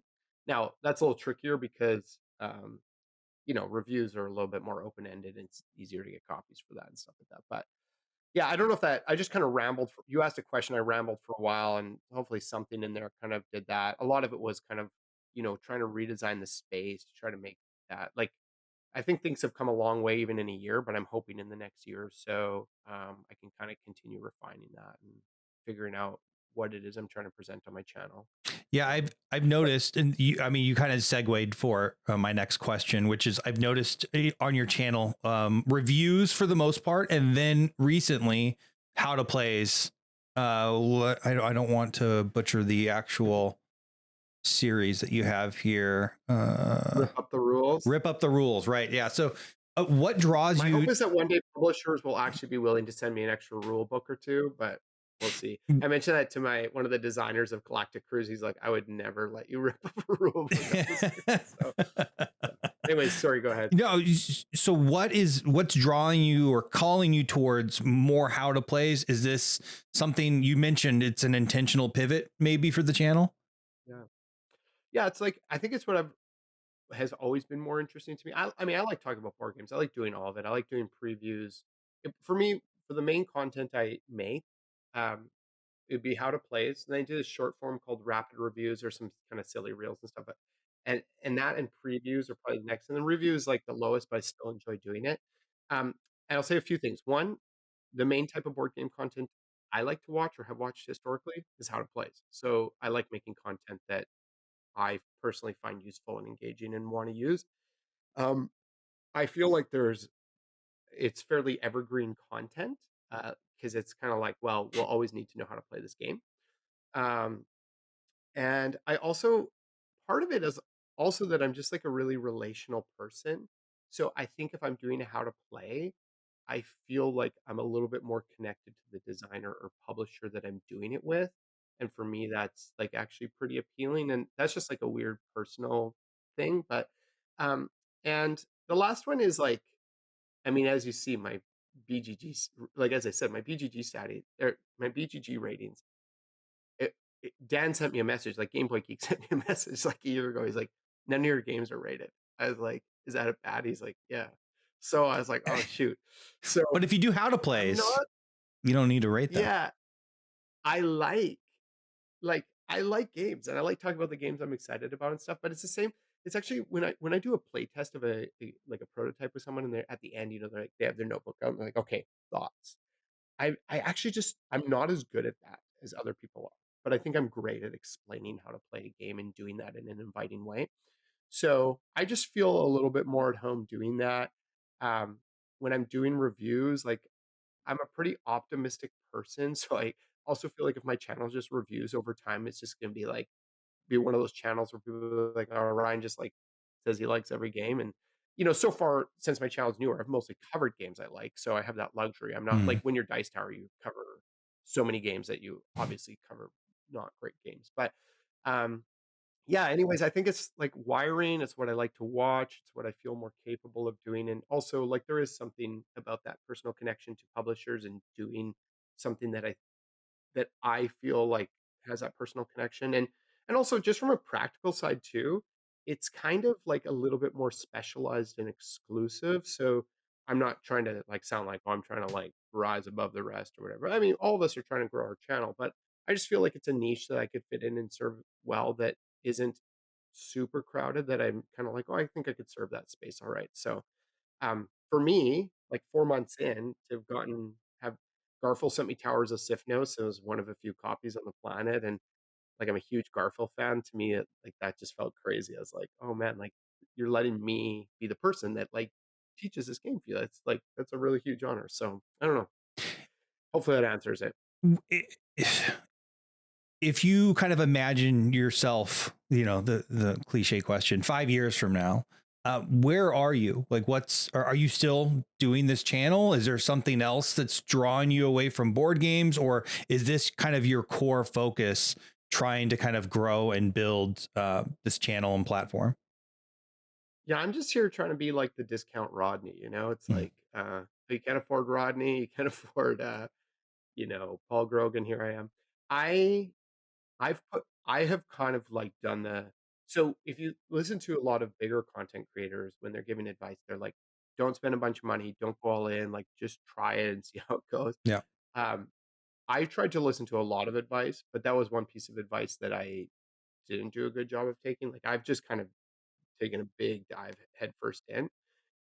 If I could build this into something that just has a really good rhythm in my life, maybe potentially supports me to some degree, like a little bit, not, I mean, I think it's pretty lofty and unrealistic to just think about going full time on YouTube in the board game space or whatever. If I could, if I could just make how to play videos, um, I'd probably still want to do some fun other content here and there. But if I could just be doing how to plays with publishers and live a mediocre living off of that, or just, enough to put some food on the table, that would be the dream. Again, I realize the odds of turning a YouTube channel in the board game space into a full-time living, especially unfortunately, I live in Vancouver, Canada, which is, one of the is crazy expensive to live in, but, yeah, I would love to do it. I don't I've put so much in, I think that signifies, like, "Oh, I'd love to do this long term." So, yeah, I don't know. I love it. Yeah, that if I could make honestly a mediocre living off of doing something I love, I'm all for it. I just got out of the corporate world that I absolutely detested, and it wasn't my choice though. I just got laid off, but I am to the point where it's like I don't need to make even frankly a fraction of the money that I just did. Being in Seattle, I would probably need to move, of course, but I am kind of to the point in my life where it's like, what do I want to do? What would be the Yeah. um like, the thing that's going to actually make me happy? And unfortunately, it is in a niche space that doesn't have a ton of money flowing into it. How to plays is probably one of the better spaces, but I'm not particularly gifted at how to plays. I'm gonna leave that to you. But yeah, I kind of feel similarly. um you've spoken a lot about relationships, and Game Boy Geek, Dan from Game Boy Geek, has helped you kind of foster those. One of the things that was standing out was about all these games you're getting for free, and I'm kind of like, well, I've been doing this longer and this and that, I'm not getting these games. But for myself and kind of the rest of any other, I don't know, would be content creators, or smaller content creators, which I'm kind of trying to wrap my arms around this group of people right now, and with Cardboard. Like, what are your advice around kind of garnering those relationships with these publishers, and and kind of in maintaining them and growing them, and just all the things? Like, what are your recommendations? Yeah, well, I feel weird, like, giving any advice. I could talk about my experience because, like, I'm just newer at this than Mhm. almost every other board game content creator on the planet. And the space I'm in is so weird because my channel is very new. I'm very proud of, like, the videos I'm putting out, like, and I think I'm putting a lot of time into them. Like, I'm not just kind of throwing up my phone on selfie mode or whatever. No offense to people who are doing that, but it's like, when people are like, "Oh, it's a nice video," it's like, well, yeah, it's also a lot of time. Like, so there's that balance there, right? Like, I can't put out as much content as I Ton of could if I time. just kind of drop some of that. But so what happened was last year I started working for Dan, and I said, "Dan, should I be going to some of these conventions?" I've never gone to like a big board game convention. I had wanted to, but flying from Vancouver is very expensive. And he said to me, he said, "Ryan, there's like," he's like, "It's expensive, so I don't know if you should," but he's like, "I will tell you that there's no trade off for Like, there's no trade-off for the personal in-person connection. Um, and I'll say one of those conventions is Gen Con, and I probably if someone's, like, newer and smaller, I wouldn't recommend Gen Con for that. Like, there are more publishers, but, um, no one really wants to talk to you there, and so like, not you, like, no one want they're just So it's so busy. busy, it's Yeah. just so overwhelming, yeah. So, but what happened was Dan and so this is the problem, like, I'm about to talk about my experience that most people won't get to do, but Yeah. Dan just before Origins emailed a bunch of publishers because he wasn't actually gonna be there, so I was sad he wasn't there, but actually, it would've been if he was there, it would've also be taking me around, but I was kinda going in his stead, so publishers, I think, felt a bit more need to meet with me. Hmm. He's emailed, like, 40 publishers. He's like, "Hey, Ryan's gonna be there, he's awesome," or ones that had emailed him. He said, "Love for you to meet Ryan, blah, blah," and they're just like, "Oh, heck yeah, friend of Dan's is a friend of mine." Dan's been doing this for, I think, 15 years or something, and everybody likes him. He's a good guy with a good reputation and for good reasons, so like, honestly, I've just been riding on his coattails, like, I people just like Dan.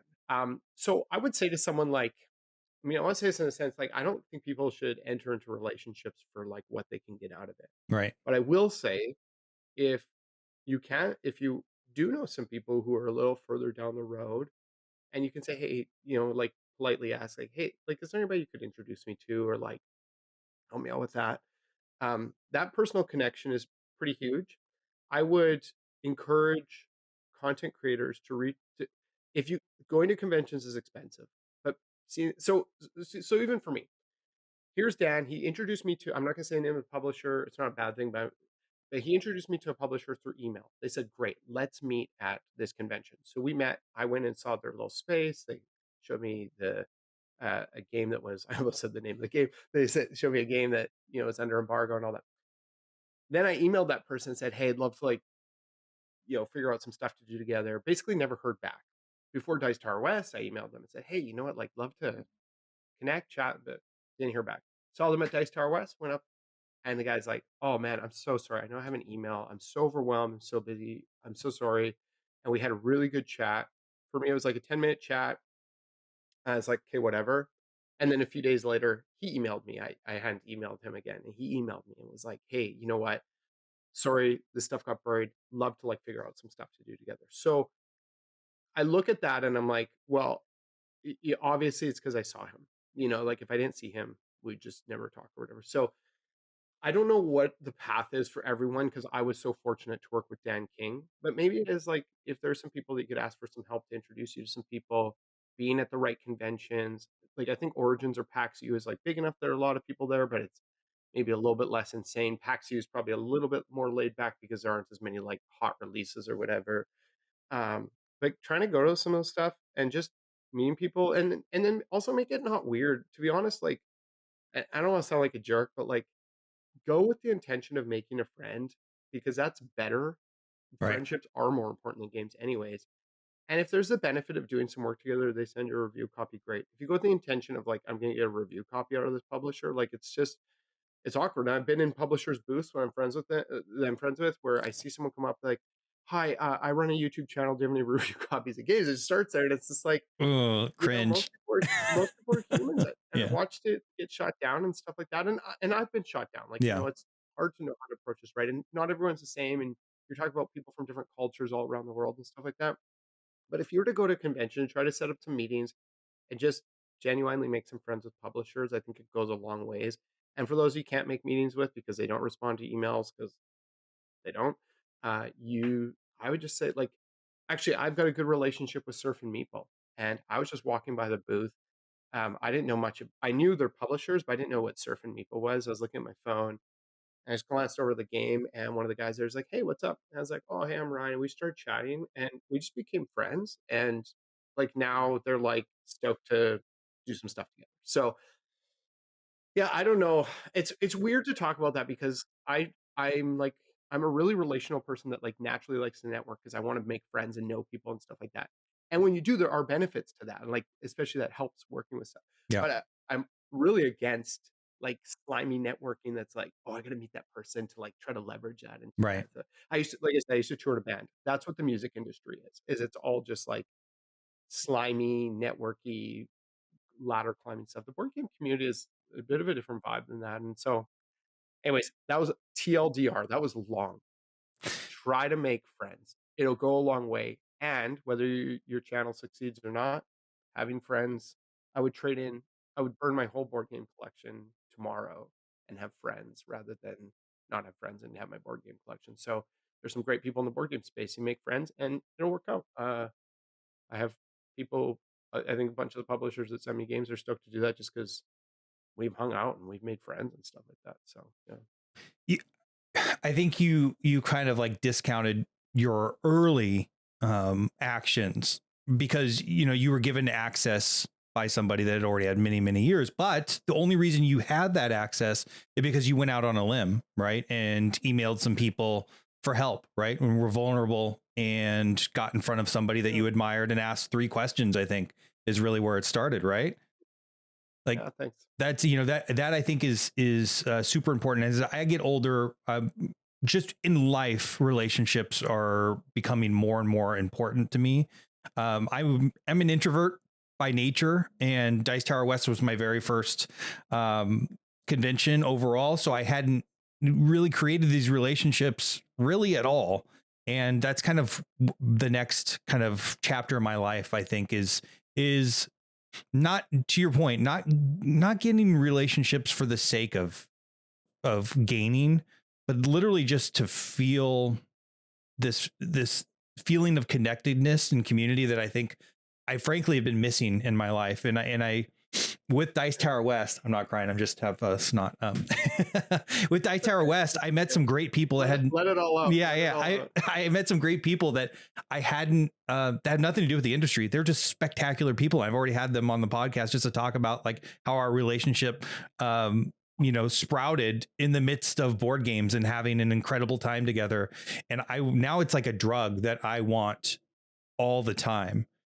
It's odd. It's hard for me to kind of like I'm still putting my thoughts together on board game community and just in general, like building a community and being a part of it. That's something that I hadn't really done a lot of. I've been doing this channel by myself and working hard, dealing with kids, all that stuff for many years, and that relational piece I think had been missing for me. So it's good to hear all the benefits that you've kind of come across and going, really, going out on a limb, trying to make, connections and relationships and really just friends. I think that's kind of a cool story and a cool way to look at it for sure. Yeah. And I hope so. I mean, like I said, like say I can turn this thing into a full-time living, which again would be hard to do, but say I did. And I just did on my own and didn't really like have anybody that loves me or that I love like in the industry and stuff like that. It was just kind of like transactional. Sure, it'd be like fine, I guess, in some ways, but just be whatever. That's actually like what I think is so cool about board gaming. And I'm not talking about solo board gaming because it's a little bit of a different thing right now. And even that has some kind of global community aspect, but like in general, board games is something that brings people around a table where a lot of our activities push people away from like a lot of like when we go to a concert, we're all looking forward. It's cool to do it together. When you're playing sports, you're kind of all over when you're watching screens, you're definitely not really that engaged with each other. But when you're around a table and you're doing that, there's just something about like this connection that is drawing you in. It's kind of this third space that's bringing you into that. And so I just think I want to apply that to every aspect of what I'm doing with board games, whether it's my channel or whatever. So at Dice Tower West, I realized it wasn't going to be as busy of a convention for me. So I hit up a few of my publisher friends, like for example, All Play. I said, "Hey, can I just come hang out at your booth for like 2 hours and just demo games for you guys?" And I was like, "Let's do it for free. I'm not asking for money." And they're like, "Yeah, this like I mean, I don't know how they'd really stop me in a sense, right. Yeah. Yeah. Oh no, they're we like, won't "I mean, take the free help.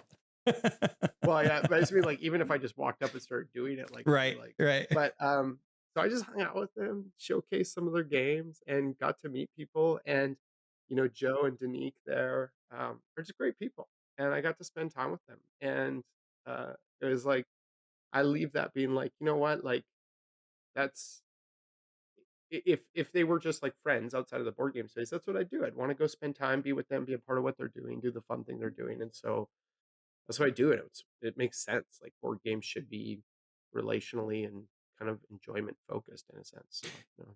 Yeah, I think I don't know if the hobby will grow with what we have coming at us, which is just this technology overload. I hope that there is this pullback where people really seek out relationships face to face, gathering of community, and really engage with people, because it is the most intoxicating. I'm gonna keep calling it a drug I've taken in a really long time. I've been a person that's been stuck behind a computer in a job I don't love, dealing with, all kinds of personal kid stuff and all of that. And really kind of just had a really like insular group of people that we love each other and we're together, but not particularly open to kind of like creating community and relationships and such.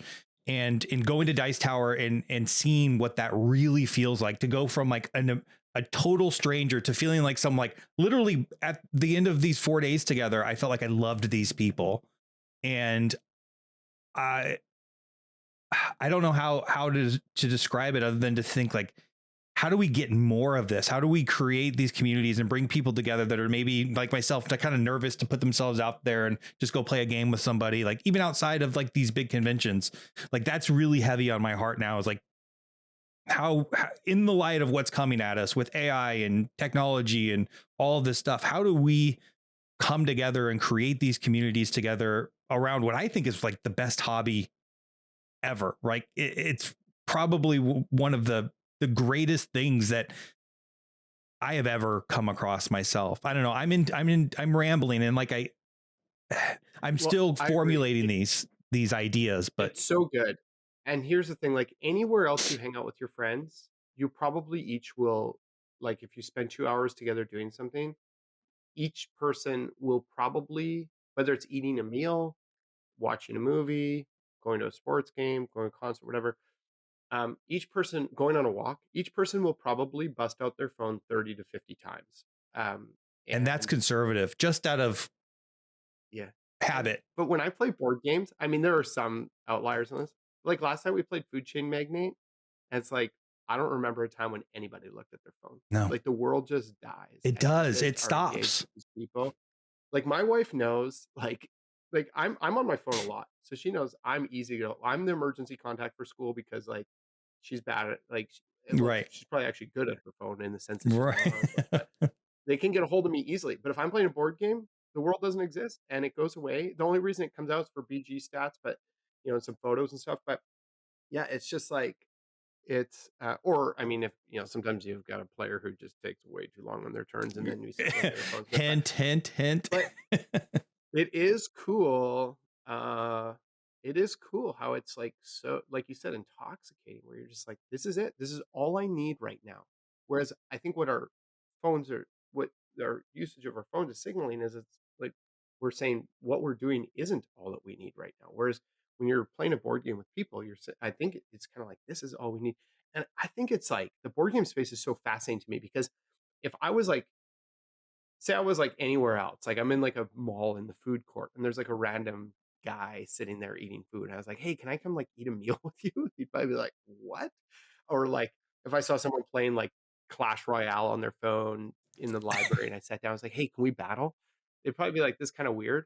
But like at a board game convention, it's just like, oh, hey, are you playing this game? Can I join? And it's like, it's not weird. It's like sometimes it's like, well, actually, we're full. But it's like, yeah, it's weird. It's just it actually transports you to the time when you were a kid, and you would just go up to someone on the playground and be like, "I'm 5 and a half," and I get after my daughter sometimes when like we are at this pool the other day, like we were staying somewhere and there's a pool and there's this little girl and it's like empty except for her. I'm like, why'd you guys go invite her? Like, just say, hey, want to go on the water slide with us? But if my kids were to be like, "Well, why don't you ask her parents if they wanna go on the hot tub with you?" I'd be like, "Nah, that's weird." But, like, so I think board games kind of brings back, like, that inner child in us that we just, for some reason, like, forget how important it is as adults, and it's like, no, it's okay to, like, bring down barriers and just enjoy people and enjoy fun together and stuff like that. So, intoxicating, I think, is a great word for it. 100%. Yeah. Now I have this crazy dream. Like I said, my schedule's open right now, and I was lucky enough to get some severance, so I have some nice runway at least, and That's I nice. want to go across the United States. This is nuts. This is stupid because I should be looking for a job, I love and it. go to local game stores and find those great communities in every single state and put a spotlight on local game stores, which absolutely need it, number one, and a spotlight on the importance of community. Me being somebody that really hasn't been a part of the community other than talking to a camera and playing with my small group. On top of that, I also have a heart for children's hospitals. So I've have two children that have cystic fibrosis. It's a genetic lung disease, Oh, and wow. we've spent a ton of time in children's hospitals, and those kids need stuff to do, and in a lot of cases it's super isolating. In all cases it's really isolating for children. So basically what happens is they put TVs in front of them, or they wheel in the video games or whatever it might be. And with my son and I, we were playing Sleeping Queens and Dragonwood and some other games as well, Yeah, cool. that even for a moment, if it kind of, what you were just talking about, transports them somewhere else, it is so worth it. So what I also want to do is go to a children's hospital in every single state, hopefully get some publishers help, and not only donate games, but create a game day that maybe this catches on. There's typically high risk kids and kids that aren't high risk, and the kids that aren't high risk can go and do these broader activities, art, and these enrichment activities. My kids are always high risk, so I would want to also go from room to room for the high risk kids, teach them a game, maybe give them some options, kind of find out what they're into, and basically create a game day there, and then go to a local game store and possibly a fundraiser and a game night at the same time. So Mm. that's the dream that I'm working towards right this second, and was heavily influenced coming out of Dice Tower and seeing, I knew this magic existed, but not to the point that I just hadn't experienced it yet, and going to a convention. So I'm thinking about, like, how can I go find out more about these local communities, but also pour into a cause that I think is incredibly important, which are, sick kids in the hospital. I don't think that's stupid at all. It sounds like an epic dream. I think that would be so cool to do, and I think a lot of people would love to follow along on the journey and see you do that. Have you been to a lot of the states, or would this also be No, like you visit? well, I've been I've as been far to east as Texas. That's it. Okay. You know. I've been to 48 of your guys' 50 states. Oh, really? So Okay, I've been to cool. a lot of them. So are you missing I'm Hawaii not and Alaska? You know what? Everyone is always like, "Which ones?" And I'm like, "It's so obvious which ones." And you nailed it right away. You're right. So props to you, because usually people are like, "Which ones?" I'm like, "Yes." And they're like, Yeah. The ones that are a little It's harder. like, yeah, no, it's like, yeah, Hawaii and Alaska. Um, but that would be the reason I brought that up is because I was thinking when you're talking about that, I'm like, "Oh man, you're gonna go to Alaska and like That's at the there's some end people." if it works. Yeah. that's So, then uh, I'll need some support to get there, because a guy without a job making it to Alaska and Hawaii would be tough to do. that's a cool dream. I remember I had a good friend growing up who had cystic fibrosis, and Oh, that's in very rare. treatment a lot and stuff. Very Yeah, rare. Did he pass away? and pardon me? Did he pass away? Well, it was a girl, and to be honest, she didn't. Well, this is like when I was in junior high school. Yeah. I haven't talked to her in a long time, so I guess it's possible because now, like, this is a long time later, Right.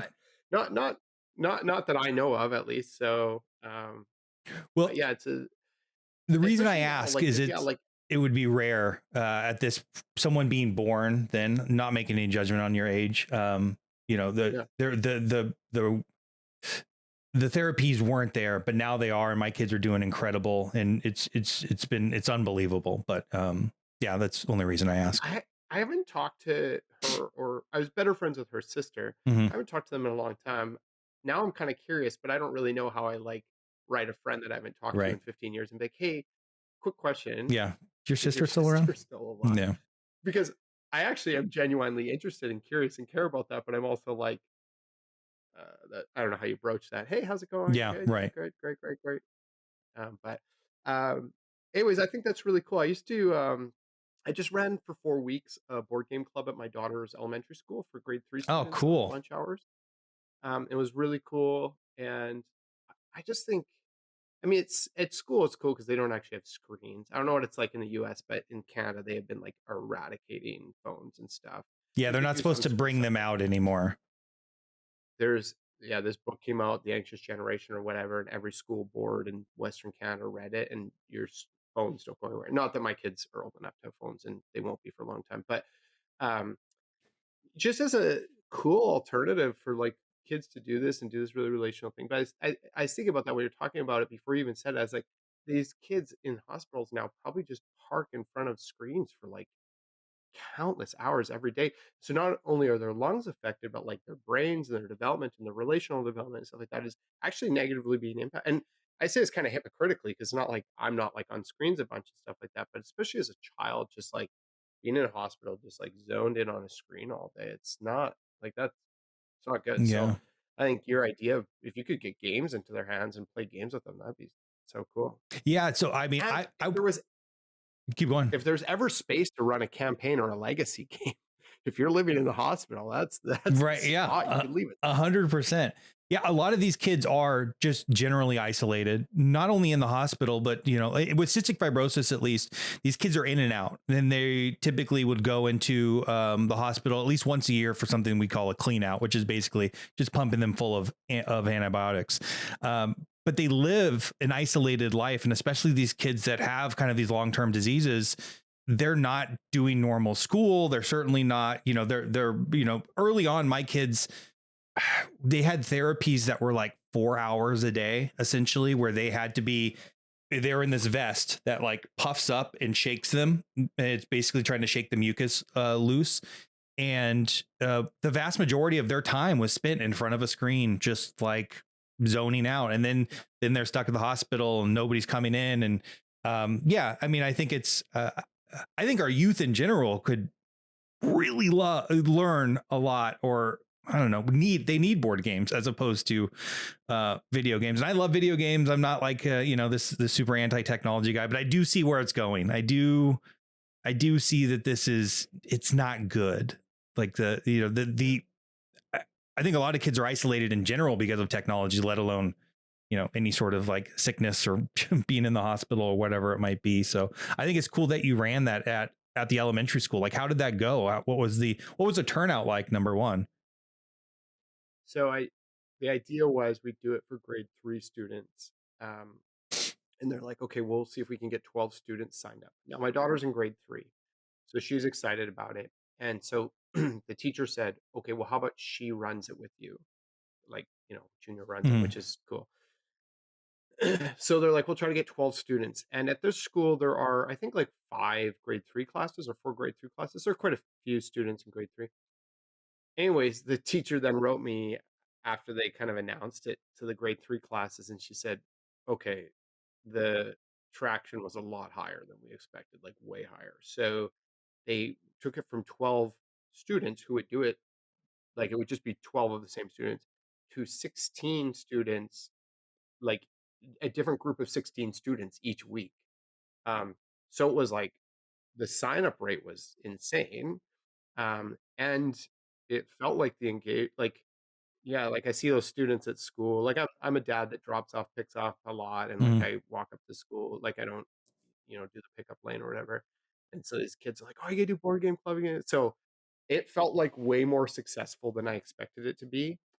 So I don't know if I'll run it again this year. Like it's spring here, so it's so nice. So it feels kind of weird to do an indoor board game club. Right. But I think next year I'll start thinking toward the fall and winter about maybe doing something like that a bit more. I think it went really well. The students loved it. It was a great connection point and stuff like that. So yeah. Any advice if I'm going around trying to teach kids games, advice on types of games, the games that they liked, the teaching process, like what was your experience like there? Yeah, I mean, honestly, it was actually so cool having my daughter. Her name is Avra. It was so cool having her there because she would manage. She would set up a game and manage like four people for me, so that like cut Oh, the number cool. down a bit. Um, Yeah, I mean, I really like. I took. Do you know? It's actually sitting here. I don't know why. It's not like I played a lot. But do you know this game, Terrible Quest by All Play? Yeah, I actually just talked about it on the last episode. I like it. Like, I think if you're, I had limited time because it's like lunch. I do like it. Sorry, I just mean like it's not like I'm like playing this every day. But Right. um, if I took it because I was like, okay, it'd be cool if I could like run it with the whole class or like the whole group or whatever. And I just realized kids like it was limited time and kids just want to start playing something. Right. So some of the games I took the first week, I didn't take after that because I was like, okay, this is maybe a little bit too much. Cooperative games are really good for that age group and also for like how quick you can start playing. Because instead of feeling like you have to teach everything, so my first Castle Panic was like that was being played every single week. The Haba games were awesome. Um, Dexterity game because I mean I have to remember too that like even though I'm teaching my 8-year-old how to play Dominion and like some of these games, most 8-year-olds like have don't even know the rules to Uno or well, actually most people in the world don't know the real rules to Uno.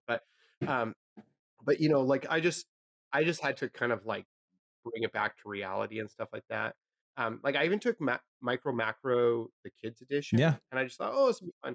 But even that, unless I could like manage it with the kids, Yeah.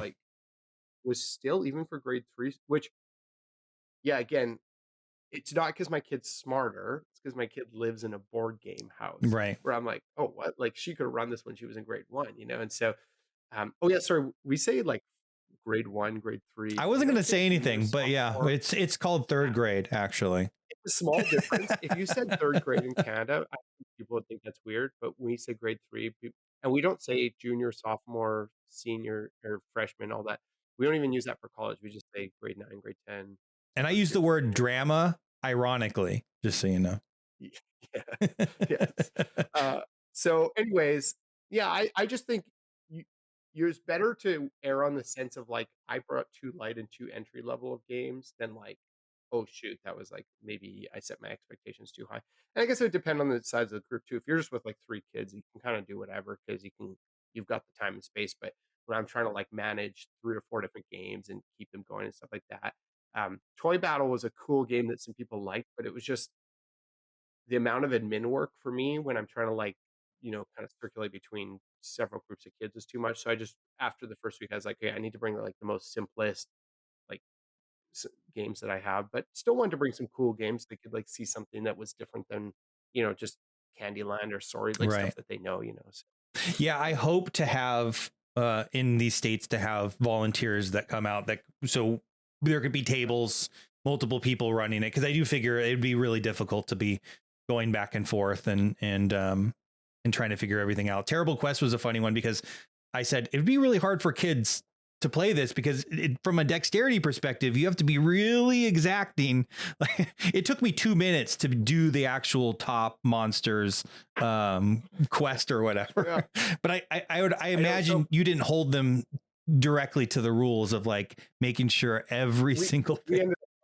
ended up not doing Terrible Quest Yeah. because it was like that was my big idea, and then I realized, oh man, like we just need to play some games, and this Right. is gonna be like we're gonna spend 10 minutes getting started and all that. So we actually never I never took it back after that week. But yeah, my first time playing Terrible Quest, I'm like, okay, I'll see if I can do this 3 times and get the boss and all that. And then Yeah. by the end of the 2 minutes, it's like I did one thing. Yeah. Exactly. Yeah. Yeah. That was much My harder than I 8-year-old thought. daughter my 8-year-old daughter plays it just fine. I'm a little bit more gracious to her than I would be to an adult. Yeah. But yeah. Yeah. Okay. Well, so we've been going 2 hours here, and I had this whole roasting segment, but I wonder if I just bring you back at some point if you'd be willing to roast your top 10 because I'd hate for this to Well, go it's totally three up to hours you. on you. I'm here and I have the space if you wanna just blast through it, or else we could do it again a different time, but it's totally your call, whatever works in your life right now. All right. Well, if you're down, we're gonna run through this because you have a top 10 and I've got some things to say about it. You ready?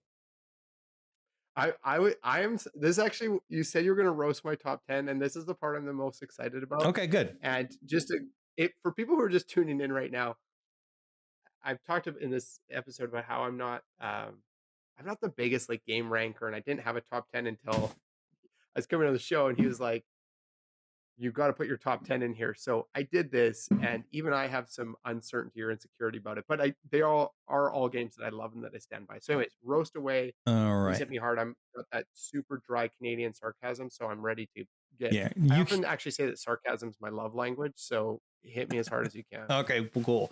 Well, the audience can see your top 10 now. You can't see it. So first of all, if Dominion were an ice cream flavor, what flavor would it be? Theme wise, vanilla. Okay, well, my next line would be no, you're wrong. It's vanilla. And on the hospital theme, it's not just normal vanilla. It's the crappy vanilla you get in a hospital after having your tonsils out.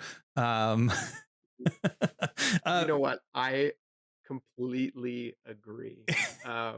You want to roast some more? Or do you want me to tell you No, the so rest of the game? the rest of the bit is Dominion invented deck building, but it is a one trick pony.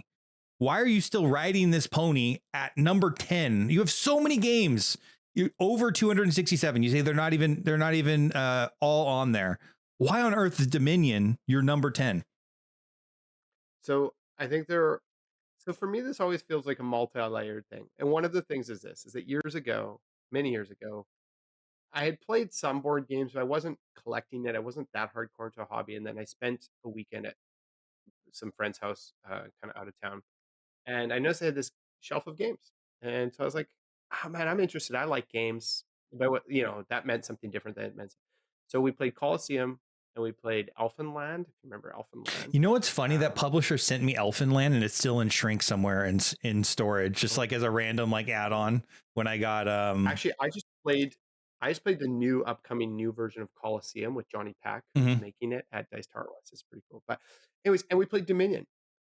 And I remember just being like, with Dominion, I was like, I've never, like, this is so different. I've never experienced something like this. So I went home, went online, found Dominion Big Box, and I ordered it, and we played it so much. And from there, it just like it floodgates open on collecting and stuff like that.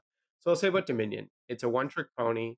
But that one trick is still being replicated by people, and it still stands the test of time, and they have been able to fit more expansion like, a lot of people build the system and then the expansions don't work. Those expansions, some of them aren't as great, like, Seaside is to me a serious low point, but, actually, no, sorry, the lowest point is Alchemy, that's, like, bringing in the extra currency was a fail, but the, it's just it works, and actually, right now, I've had a resurgence because 'cause I've been strategically trying to be like, how can I get my 8-year-old getting into like more in-depth games? So we've started playing Dominion and just seeing how much joy it's been bringing her. As a Euro gamer, I don't really love the attack cards that much. She like the maniacal laugh on this girl when she plays an attack card on me is like it's She so likes much to fun. get her 'Cause dad, that huh? game has brought me so much joy in the past. We don't play it that much. I have a ton of expansions. We do not play it that much now. But if my wife is like, "Hey, she loves Dominion. If you want," she's like, "You want to play Dominion?" There's no part of me that's like, Dominion. Like I might be like, "Oh, there's some other games I'd rather play," but like, I like it. It's great. The system works. It's satisfying. There are some other cool deck building things that have come in, but I think a lot of them run their course more than Dominion has for me. So I just think it's been enjoyable for long enough. Now, if you don't have the artwork, it's a Rio Grande game, so the artwork's not great. The theme, there's no theme. Um, and if you only had the base game, like it's kind of gets pretty like just played out. But since they've made so much content and all the content works, I think that's why I feel like this would be kind of my deck builder of So at choice. number But 10, that's it's not not the entirely true. There's base. another It's the base plus 100 expansions. in So it's like everything. $1,000 game. I'm just kidding. Yeah. Yes, I just did a logo. I haven't posted yet, but I did a logo redesign for them, and put uh, I put a bookshelf in the logo because I was like, this is what you'll need to hold all your Yeah. Dominion I don't think expansions. we ever came back to the logo redesign. I love those. I love the original girl that did those. They're so hilarious. And I love the way that you change your delivery as well for those shorts. In fact, we didn't talk about your shorts at all. I actually really love your shorts. It looks like you're heavily invested in shorts on top of all of this, Thanks. Yeah. which are fun. I have a bunch of ideas, other ideas for shorts I want to do. It's just it's time and you're making other content and stuff like that. But I do really enjoy doing those. I feel like if I could just do how to plays and like silly shorts, that'd be fun. The redesign thing is like Yeah, it's weird. It's funny because I'm not a good actor. I'm not like I wasn't like a drama class nerd or whatever like that. So I'm not good at that. But I just try to do this deadpan thing. My mom messaged me a bit ago and she's like, Ryan, just like honest feedback from your mom because I love you. I was reading this because I thought it was gonna be like some parenting advice or something. She's like, if you want to like, if you're trying to run a professional channel or whatever, like I don't think of it like. Well, her first question was, "Is that AI?" And I was like, "No, it's just me." And then What, she's like, you or the "I actual really design? like just the whole The thing, whole like thing. me." She's like, I don't Yeah, know that her. kid. And then she's like, "Can I ask your aunt, like her sister, or my aunt, her sister?" And she thinks it's weird too. And I don't know how to say this, but it's like, well, mom, with all due respect, like you're not really my target demographic. But um anyways, yeah, it's a fun space to try to do this deadpan thing and kind of see where it goes and stuff. And so some publishers have enjoyed it and I don't know. So Yeah, anyways, that's what I was going to yeah. ask. Is has any come back offering you money for your redesign? That hasn't happened yet, but I do think if it takes off over time, probably some indie publishers would be like, "Hey, that's cool," but it would have to take off in order for that to happen. I don't think it's gonna happen anytime soon, but I have had now 1 or 2 publishers be like, "We love that. We'd love it if you did ours." Like, not like in a, "We're gonna pay you for this kinda way," but like, "Be stoked if you did ours," kinda thing. And so one I did recently, I actually messaged them. I was like, do you have any ideas of what I should include? And they gave me a couple ideas, but I kind of just still run with my own thing. But yeah, that's anyways. I haven't posted the Rio Grande one, but it's just got a big bookcase. And I just say if you want to, this is just for your Carcassonne and Dominion expansions or whatever. So um, That's it. also Donald Vaccarino, is that his name? That made Dominion.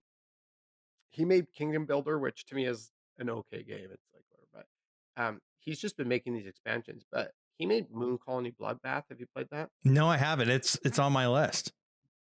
He did something where like he like invented deck building, right? It's pretty revolutionary. Yeah. Like it, you know. And when I played Moon Colony Bloodbath, like it's not this game that's gonna be like, oh, it's my favorite game ever or whatever. But like it was really enjoyable. But I also was like, he did something like still really unique with this as far as deck building goes. That I'm like, this guy's like, I was just impressed because I was like, it felt not as groundbreaking as obviously inventing deck building, but Right. it still felt like almost groundbreaking within the genre. Anyways, I didn't even realize that was a any other deck spots building you want to take? game. Pardon me? I didn't even realize Moon Colony Bloodbath was a deck Yeah, building game. it's like a communal deck building. So you go through the deck and it impacts everybody except some cards only impact you that you've inserted in there. So it's like I'm actually like it's ingenious, and I'm like, how is this guy? This guy has two good ideas. Like I've had zero, so how do I even get one? But Yeah. anyways, yeah, Dominion. I felt kind of weird about it, but my list has a few different reasons, and also I will say this with my list, I didn't want to just put like four of the T series games in there. Like I kind of was doing it like you kind of when you mark on a curve, like it's kind of like maybe another one of those could sneak in, but I kind of was like thinking of it also of like a collection of 10. If I had like my 10 favorite games, this is how I would do it or whatever. So that's maybe a bit of a different way than some people look at it. Because otherwise, Vital Lacerda and Danielle Tassini might have just like owned a pretty big chunk of the list. So no. And that would make things a little more boring on my end. But we'll get to the T series. So, do you know who the artist is on Paladins? Is it Sam Phillips? Must be. No, the Miko. You know it's the same art everywhere. That art style is Paladins of the West Kingdom? yeah, isn't it? Doesn't I thought Sam Phillips does all of them. Are you making stuff up? Am I totally off on this? Halo Dimitrievsky. Exactly. Yes, that's the Miko. So you know how this art so you're not I'm even familiar because I now that I think about it, I guess Sam Phillips came in later and he does all their art for Garfield now. I guess I just thought he always did it. So, anyways, tell me. well, the bit is now completely ruined because What? why don't we just restart it? Let's restart it. Okay, start again. Well, You say you top. already, but so it's funny. This is a funny little thing. So the whole bit was, I want you to actually spell his real name. So the Miko is this famous artist that basically, in my mind, draws everything the same. Everything looks the same. It's a very specific art style, which also is a criticism of all of these West Kingdom games. They're all basically the same. Is that not true? And by the way, you are like 2 full points above the community on this game. By far, Architects is the preferred game on cardboard in terms of rating. What is Paladins doing that is so special that belongs on your number 9 list? Yeah, so the community is wrong, and I'm Yeah. right.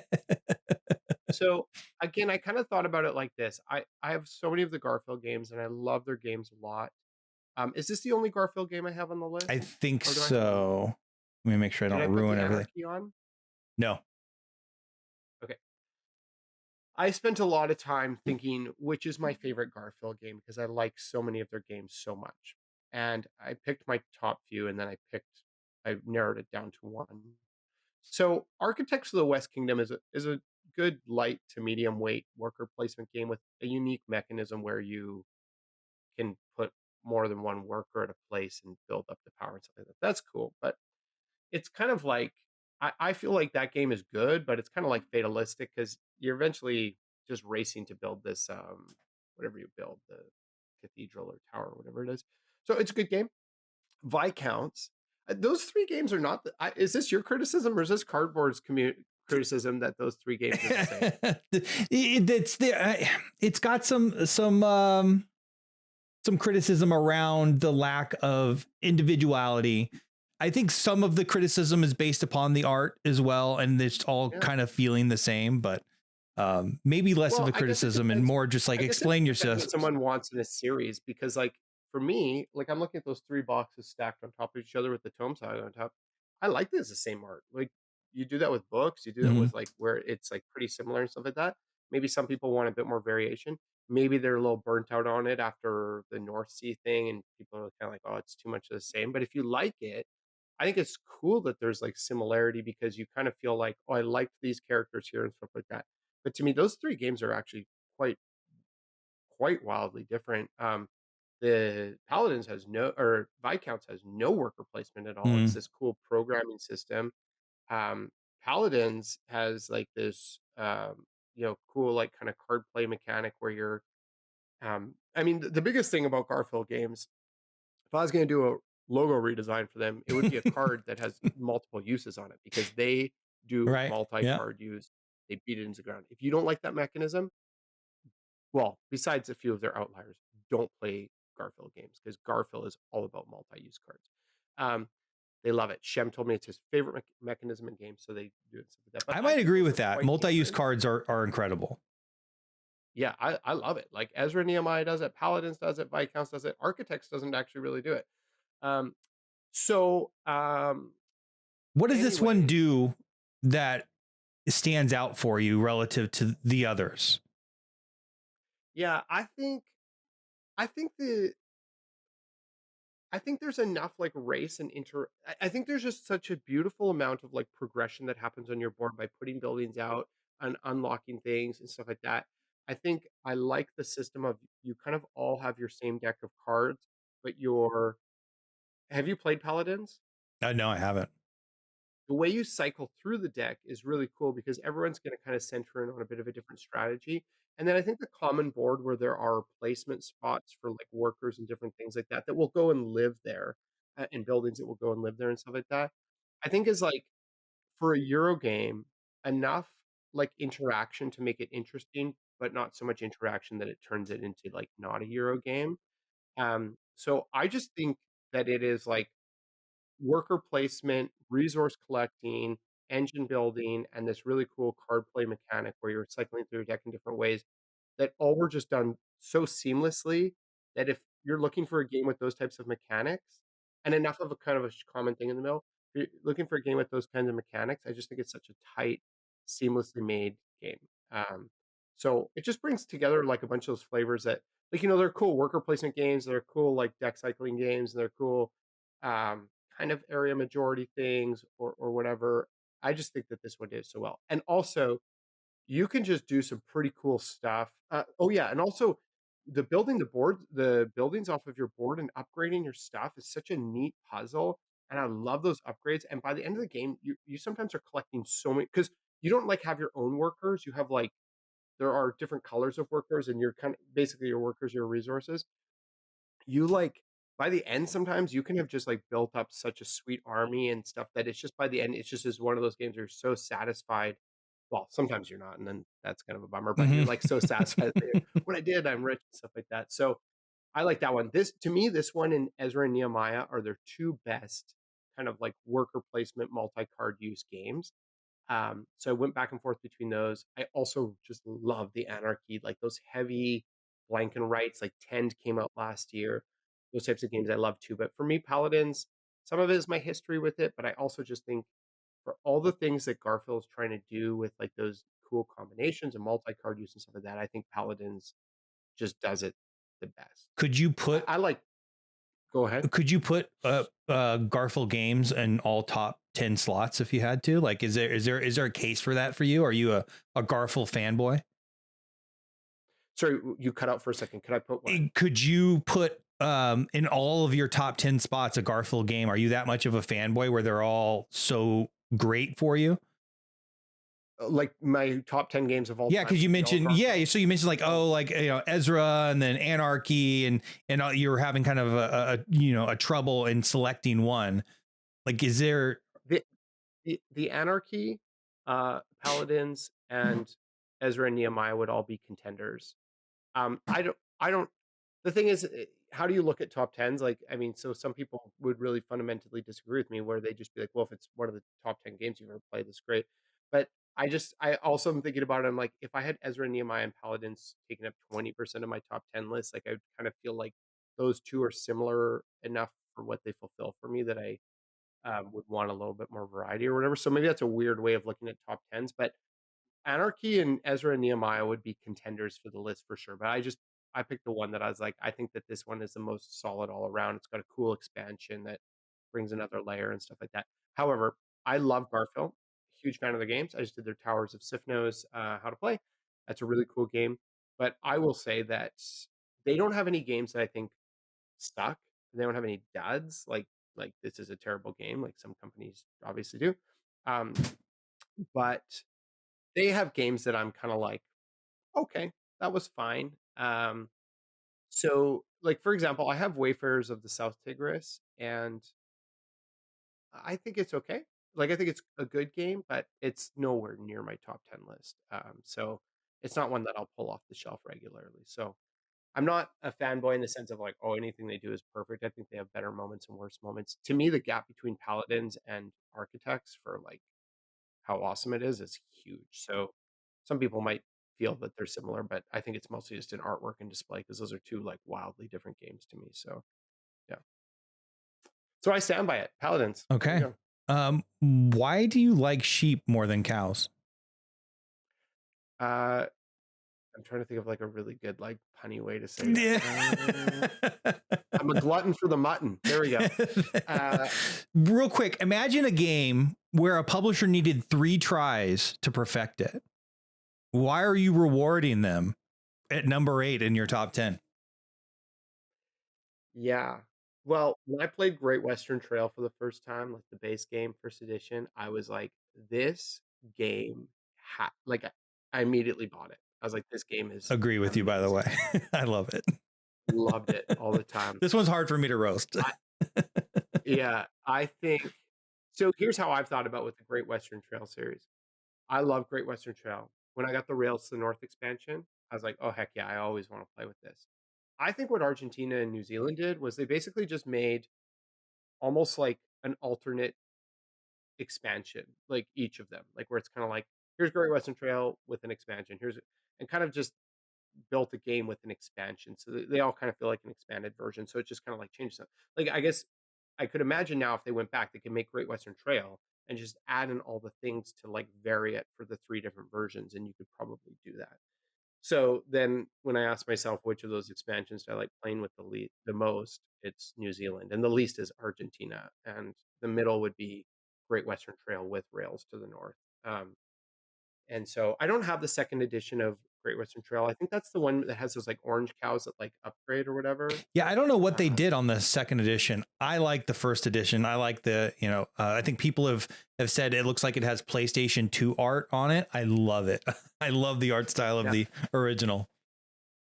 Oh, it's fantastic. I just thought like some of the depth and decisions in New Zealand felt pretty nice and fresh and enriching. Which is your favorite out of all New the Zealand editions? is New Zealand by far. Like I think New Zealand is the hobbyist Great Western Trail to me. Like it feels significantly more complicated. Well, it's not really, but there's just more stuff going on. There's more levers to play around with. I think in doing that, it helps with some of the balance issues that the original had, especially around the criticism around a known path to win. Although uh, I think it just depends on who you're playing with. Like if you're just playing with casual people, like that's not a problem at all. But it is. I came away with that game going like, this is the way I want to play it, but it's an insane table hog, and like getting it set up seemed seemed tougher, and I probably would play the original more often, but I think New Zealand's just a better game. Side note, I actually really like the El Paso, the little, is that a Yeah. 2-player version, or is that just I've only played it on No, BGA, I and think no, you could play with more than two I people. really I really enjoyed that little version of it. But yeah, New Zealand for me is the pick, and it might actually be in my top 10 if I really sat down and had to think hard about it. I think it's a great game. Like after that game, I was like, "Oh my gosh, this guy, he made then he made Maracaibo," and I was like, "I have to play this game." And I loved Maracaibo. My wife and I played through the whole story mode.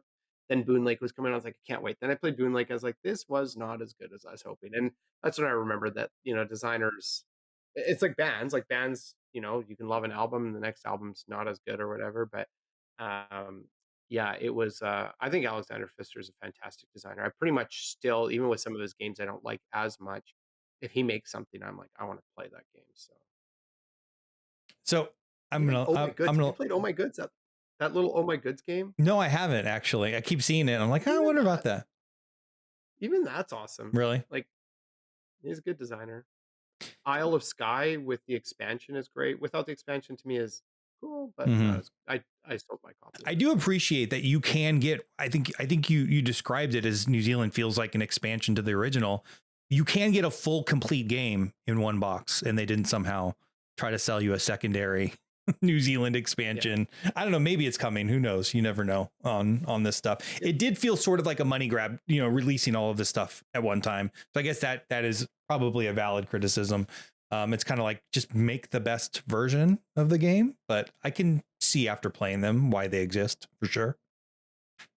Yeah, I think they're differentiated just enough to justify it.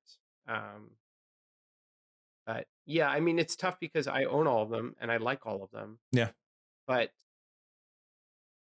I might never play Argentina like almost ever again yeah, just because I'd picked the other ones before it, and with how infrequently a game like that game's gonna get to the table, it's just gonna be New Zealand or the base yeah. game or like the original. So Totally agree.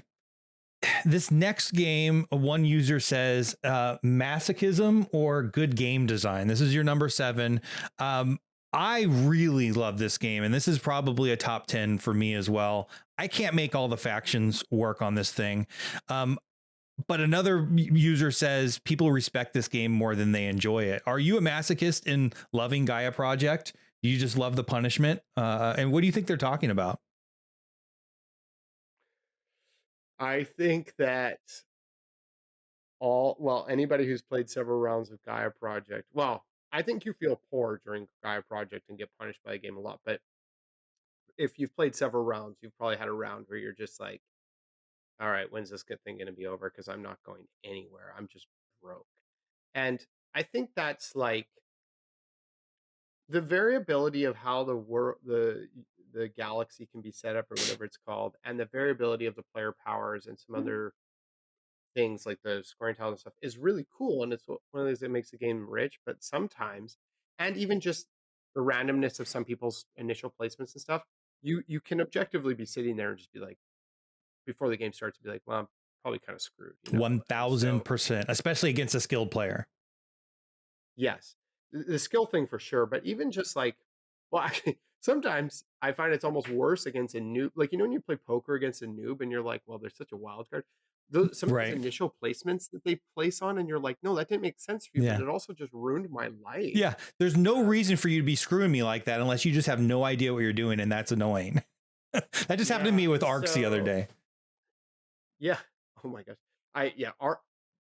You know, talk about masochism. Arcs. Oh my gosh. That I do not enjoy that game, I'm and a fan. I just yeah, I know a lot of people are. I don't understand in ARCs why they made 4 colors for, their cards, why burnt orange and red had to be 2 You know of what's them. funny? That was a mistake. We were playing on TTS and someone made that mistake and totally screwed themselves because we were playing that card played rule. Do the designers not know how many colors there are in the universe? Or a lot? But anyways, Yeah, there's a Gaia lot of Project, red in I the think burnt it's orange so for sure. yeah, so rich, and so it is definitely like like, you have to, like, claw your way to survival, to success, and stuff like that. But when you do, it's great. And I played Terra Mystica years ago. Mhm. Awesome game. I haven't actually played Age of Innovation in person. If I did, it might replace Gaia Project, but probably not with the expansion for Gaia Project. It's pretty solid. But um, the Terra Mystica was awesome. And then when I played Gaia Project, I was like, oh sweet, those useless priest cult tracks that don't really do anything, but you kind of have to do, even though you don't really want to do them. All of a sudden, is something that like you want to do and makes sense and is so satisfying in Gaia Project. And there's several things you want to do, and there are actually, even though every player is going to have kind of like their preferred tracks and stuff like that, there are things that like different ways you can do things and stuff like that. So I think it's awesome. But yes, masochism. If people don't like tight, tough games like this, remember, like Agricola punishes you, right? Like it's Mhm. just like, oh, you're poor. This one, this one sometimes isn't as bad as Agricola, but sometimes is way worse. Where you're just like, I can't do anything. So Yeah, I get that feeling. with this game, I mean, I know you mentioned like playing with a new person, but I feel like there's such a skill gap on this game. Like Yeah. Oh yeah. there is so much to learn and so much to understand from the very beginning around placement, where those planets are, what are the goals, what are you trying to go for, what does your faction do, how do you make it work, like what tile to select for your bonuses, like all of that matters from the very, very, very beginning, right?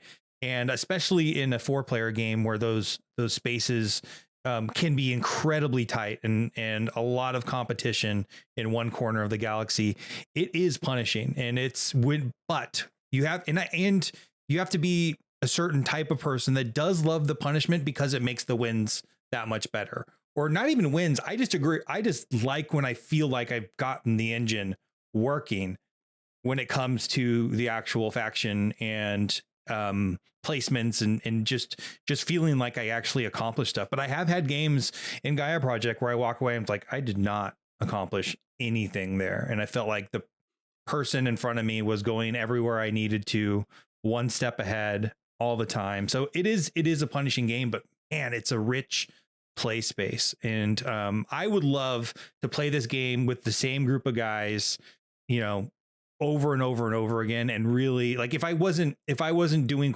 content creation and having to play all these games, this is one of those games where I could just sink my teeth into and go incredibly deep on all of the factions. I wish I And could try play it different more. factions.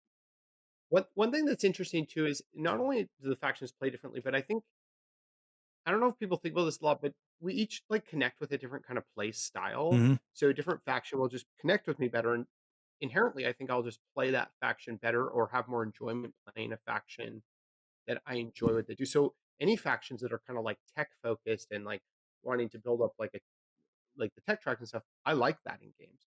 You know, if it's one that's a little bit more about like blocking or like stuff like that, it's just a little bit less resonant to me. So I think that impacts plays for people as well. But yeah, I mean, if I'm playing with a new person, realistically, I'm unless they're just like, no, I just want to figure out my own thing. Realistically, I'm probably mostly trying to help them win by trying to coach them through it. So Yeah, that's the tough part is a game like that. If you're trying to teach it, it's really hard to pay attention to your own game. And that's where kind of getting that game group that loves Gaia Project is probably an incredible experience. I haven't had it yet. I've mostly played it on BGA, to be honest. Tons on have you played BGA. the expansion? No, I haven't played the expansion yet. Expansion's great. It's not like it doesn't. It has a couple new factions, and it's not like crazy. So it's not like you have to learn a bunch of stuff, but it just adds in some nice, new, rewarding, some pretty powerful like techs and abilities and stuff like that. But you got to go kind of explore them and stuff. It's pretty cool. Is your number 6 game actually discontinued? Descent What Journeys I'm into not the Dark. They stopped supporting the app and they've created a new version since. Oh, there's no app for it. There's no app It's not for an it. app game.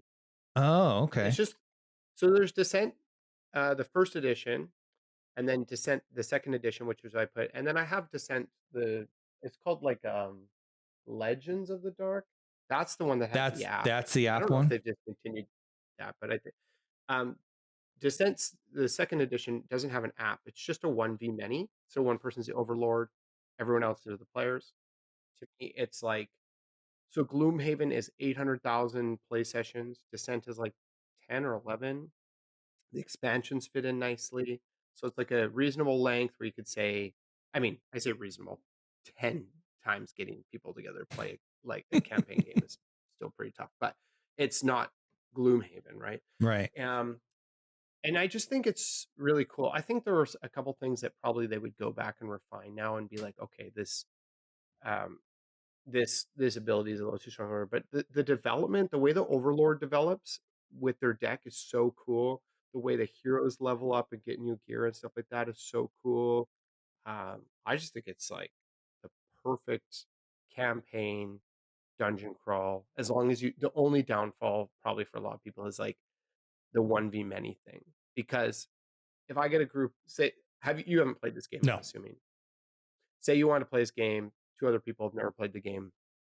So if I'm the overlord, it makes sense because I can like coach you guys on what you're doing and I can just be the overlord. So it's great. We're against each other. But then the problem is that the most experienced player is the 1v many person. Right. But if I'm a hero, then it's like pretty hard.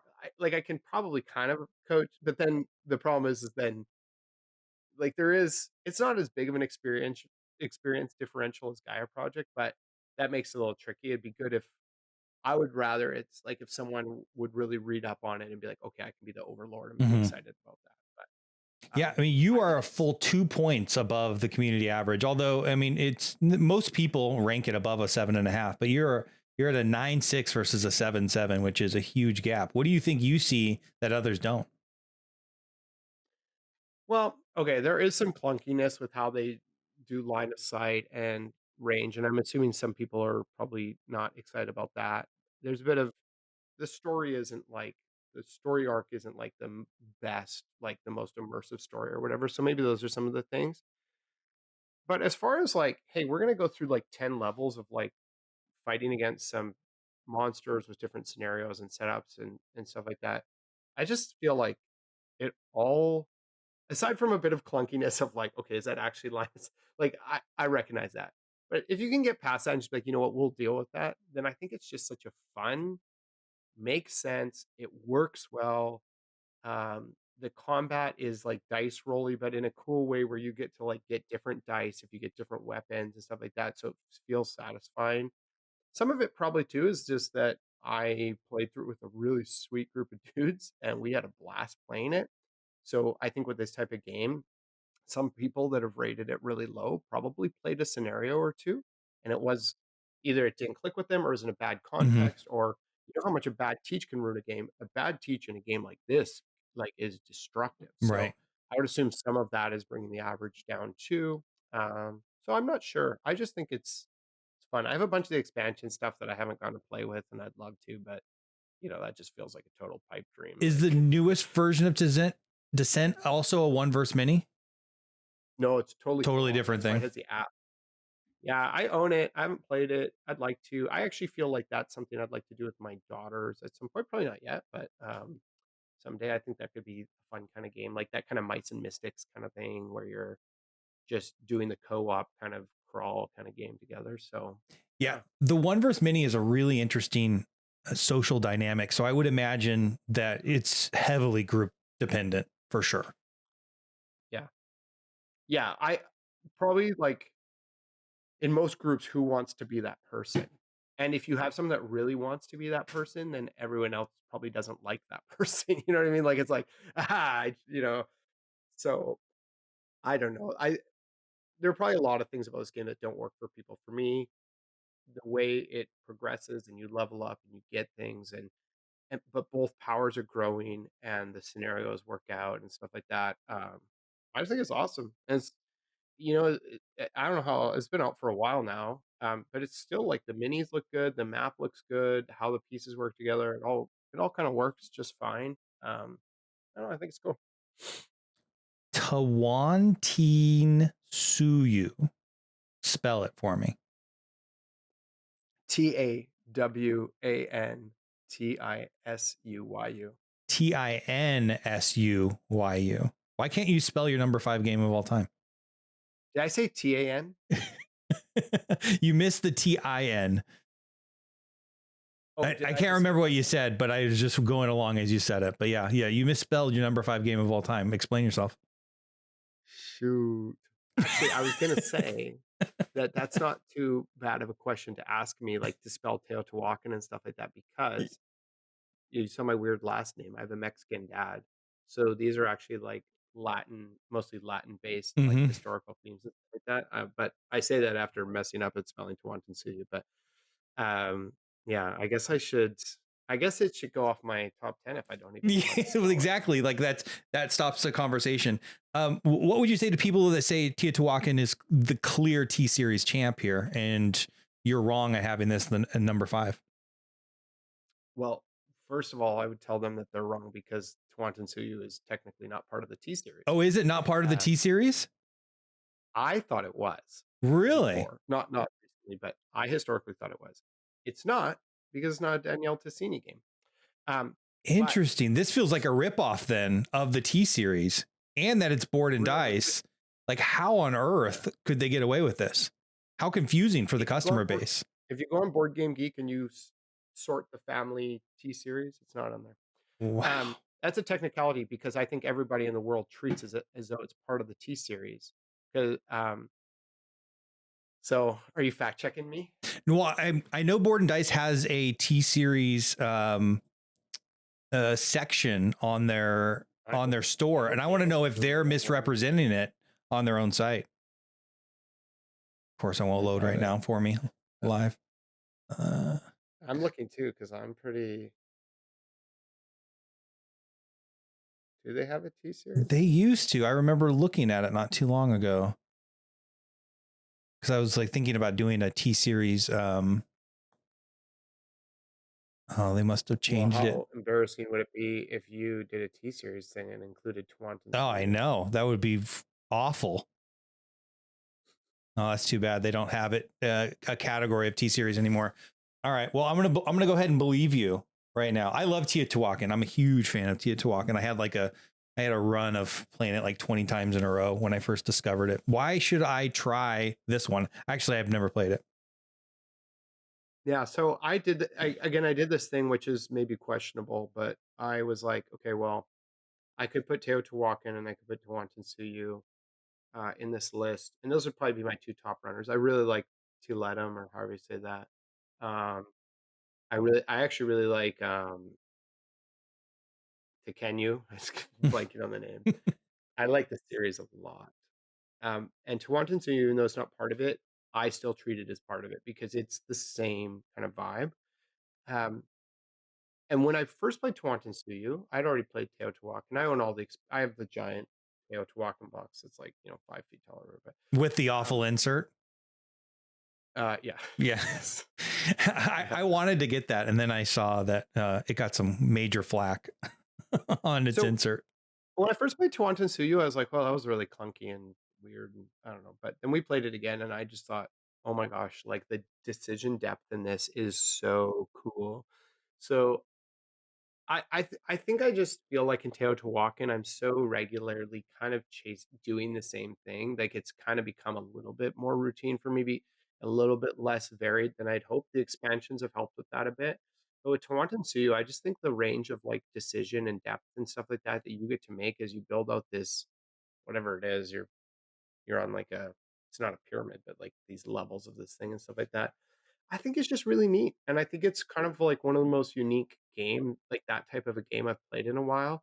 Um, I'm a huge Turkey fan. I think he's incredible, and so I think if I were to be like, oh, if I could play the T series, or I'll say spiritually part of the T series, um, game Tawantin Suyu would be my top pick, but Teotihuacan would be right behind it. I think it's great. But again, I'll say I don't have the expansion for Tawantin Suyu. I'd like to get, but Teotihuacan is really great. It's like one of the coolest games ever Mhm. made.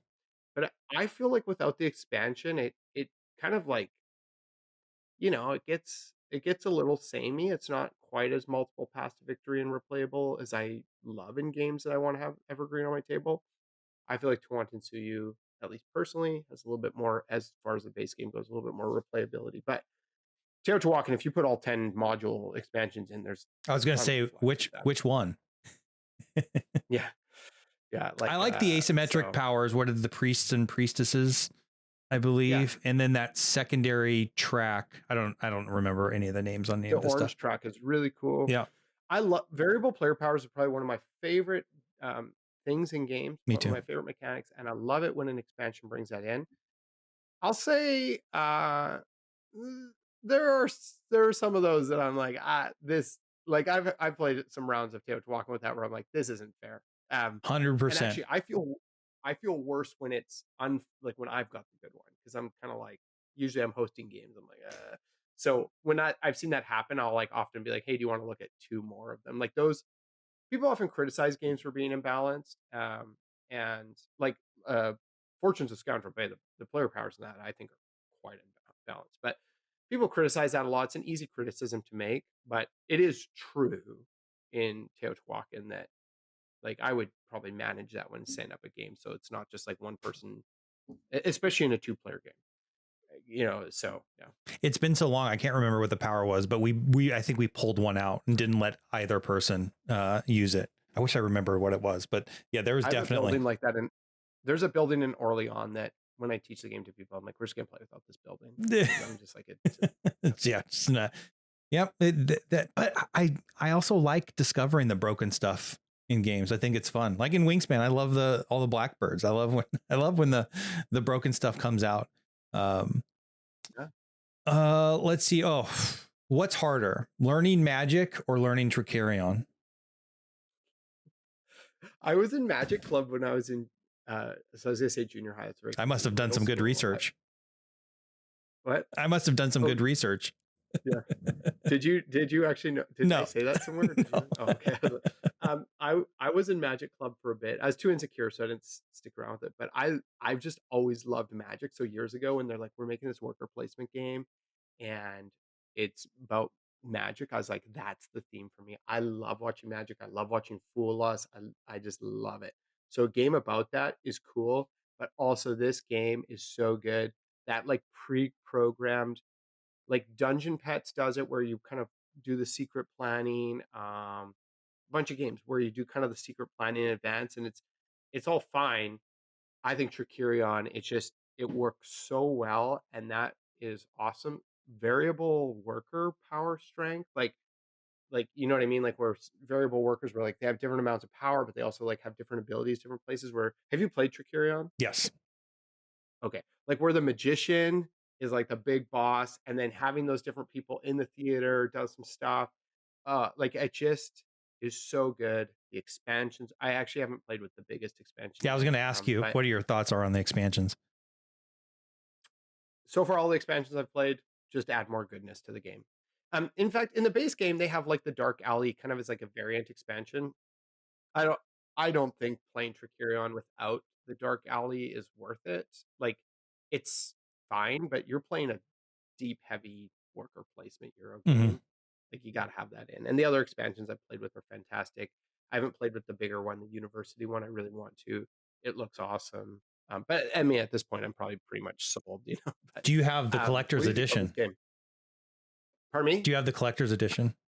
No, I've got like I got it right when it came out, and I've just added some stuff ever since. And it is really hard to add the expansions. This has not been an easy game to collect the parts of. So Are you talking about from a yeah. price perspective or finding it No, more or so just just from like learning? availability. Yeah. Dalgard's Gifts or whichever one it was is like I had my eye on that for like a couple of years before I could like I mean, I probably could have like paid someone an egregious amount of money somewhere, but like to actually just get it somewhere in Canada was like tough. It was just often wasn't Right. available. So Is this the best Mind Clash game? I think so. I thought that was like one of the questions I had. I really like Anachrony, Voidfall is awesome.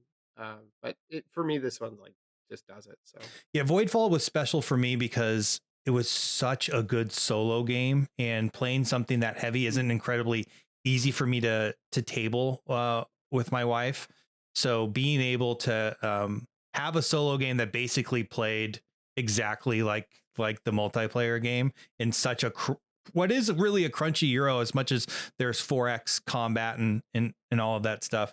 I really loved it. I'm a big fan of Septima. I haven't played Anachrony, which is people just yell at me for. ooh. I know. And it's even on BGA. I probably And should just. you're roasting my games. You call Yeah, yourself a I know. content creator, No, I man. know. I know. Well, it's funny when I look at my collection and see how many games I have, and then the number of embarrassing like omissions. It's crazy how many games there are and how easy it is to have those embarrassing omissions. I know. I agree with you. Anachrony is fantastic. Like Mind Clash makes the type of game I like to play. Like I'm their target Yeah. audience. Yeah, I can see that. From You like the heavy Euro. yeah. Speaking of Yeah, like, Lisboa. yeah. Is that where we're at right now? Yeah, we're at number 3 with Lisboa.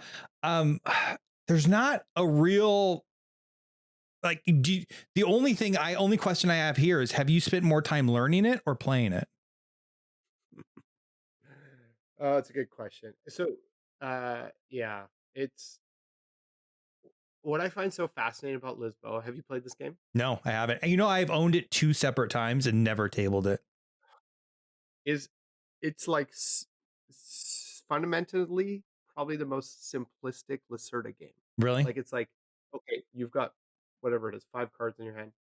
Play one card either above your board or below your board. That's what you have to do. But then, Then you just look at that board and it's an insane eye chart. Just like, what is happening? So beautiful though. The first time I learned it and taught it to my friends, it was kind of a rough play. But then I learned it. And once you have it, it's actually like, okay, actually I get it and this makes sense. It's just you have to like understand a few different moving concepts. But once you have it, I just played it with a friend a bit ago and it went quite well. And Lacerda probably could have a couple titles that would contend for my top 10. And I just played Speakeasy recently and I've only played it once. I'm not sure if it has the legs to kind of usurp Lisboa. But the reason I chose Lisboa is because I feel like it has the most longevity, the most replayability. And if you will put in the bit of time to like understand the system, and once it clicks, you're just like, oh my gosh, this is like such a fascinating puzzle and it's really cool. And it is so thematic. Like most people aren't saying, oh, okay, I'm playing this card for the king because the king does this type of thing. But if you actually like think through that, what I love about Lacerda is like the stuff you do actually makes sense. It's like, yeah, that makes sense for me. I thought about putting Galactic Cruise on this list, and that's another one of those games where it's just kind of like, yeah, like it makes sense. Like I need to get a ship, I need to build cabins, I need to get passengers, I need to schedule a cruise, I need to launch a cruise. So that's what I love about Lacerda games. Galactic Cruise is essentially a non-Lacerda, and but yes, there is a bit of a learning curve. But I think if someone's come to play it with me where I know the game really well, um, and I can just help walk through some of those, it's got a great play rate. It's actually not that bad. And most people I play it with now are like, oh, like this is really neat. It's a cool puzzle. So it's my favorite Lacerda. I kick myself for getting rid of that one. I felt the same way about Kanban EV, where it was my first Lacerda I'd ever learned. I was like, hey, this actually isn't anywhere near as complicated as I had imagined.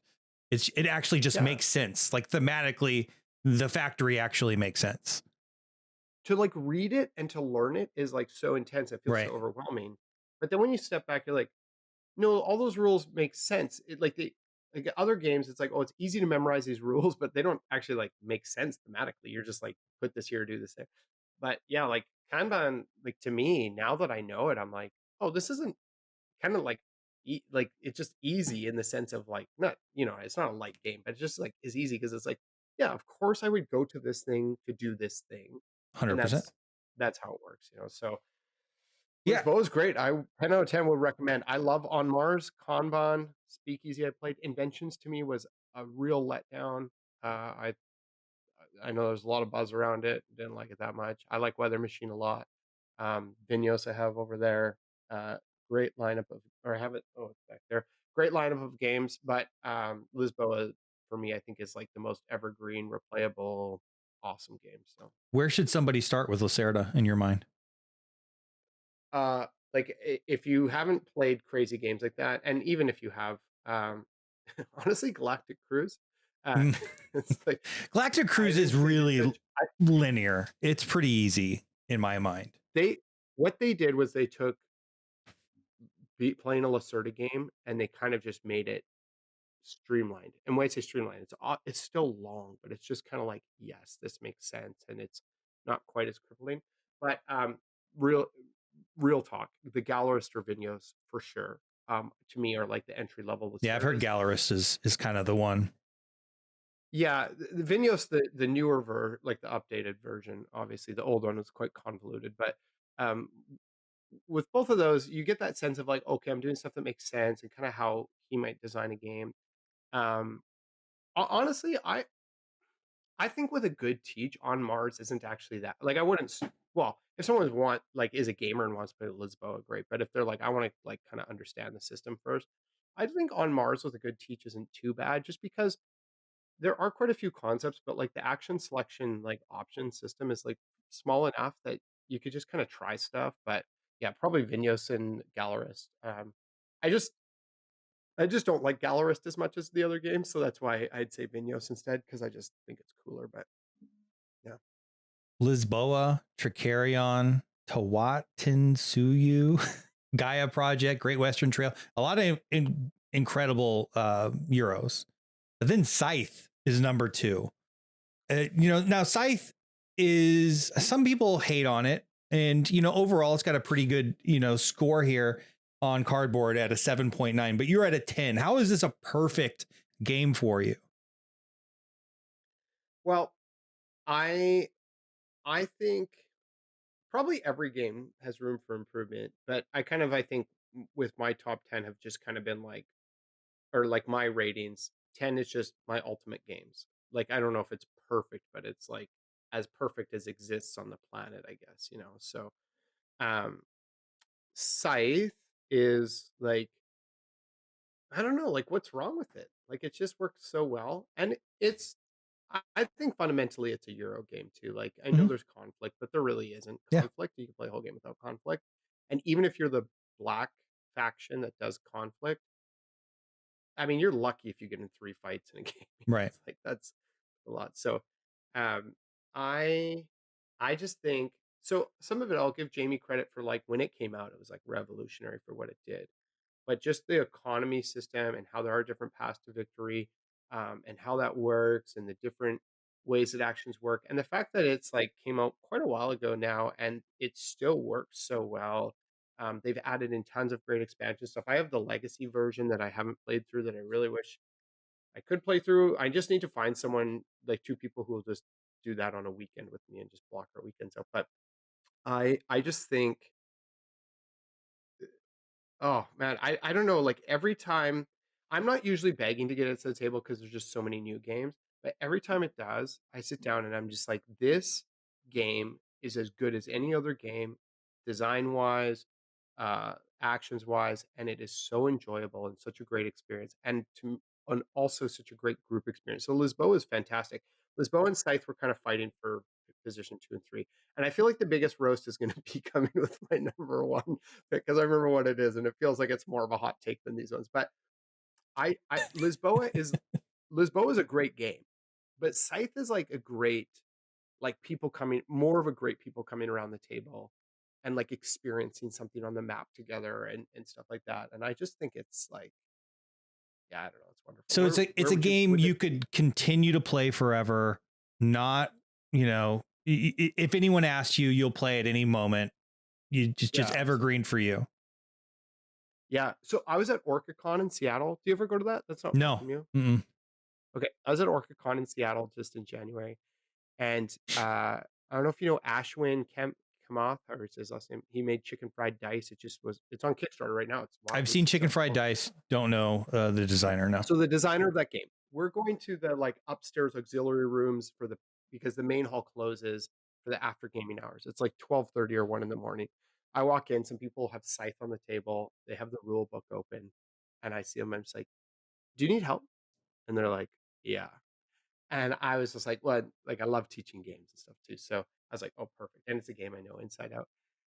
Um, and honestly, like, I spent 40 minutes or 30 minutes teaching them this game, however long it was, a while teaching them this game. And This was very late too, meanwhile, my right? friend, I think I watched that video. yeah, like Yeah. 1 in the morning. Yeah. So my my friends started playing a game without me. So I'm not playing a game in exchange for teaching some people I don't know how to play Scythe. And I realized I like this game so much, and it brings me so much joy that I'm choosing to teach a random group of people that didn't ask for it, that I just offered rather than playing that game because I'm having so much fun. And then afterwards, I went and played games with these guys, but then I would just like check in every once in a while, like, hey, how's it going? Like, what's going on? And being like, no, that's a terrible decision. Don't do that, whatever. But um, it's great. That How do you feel about this game?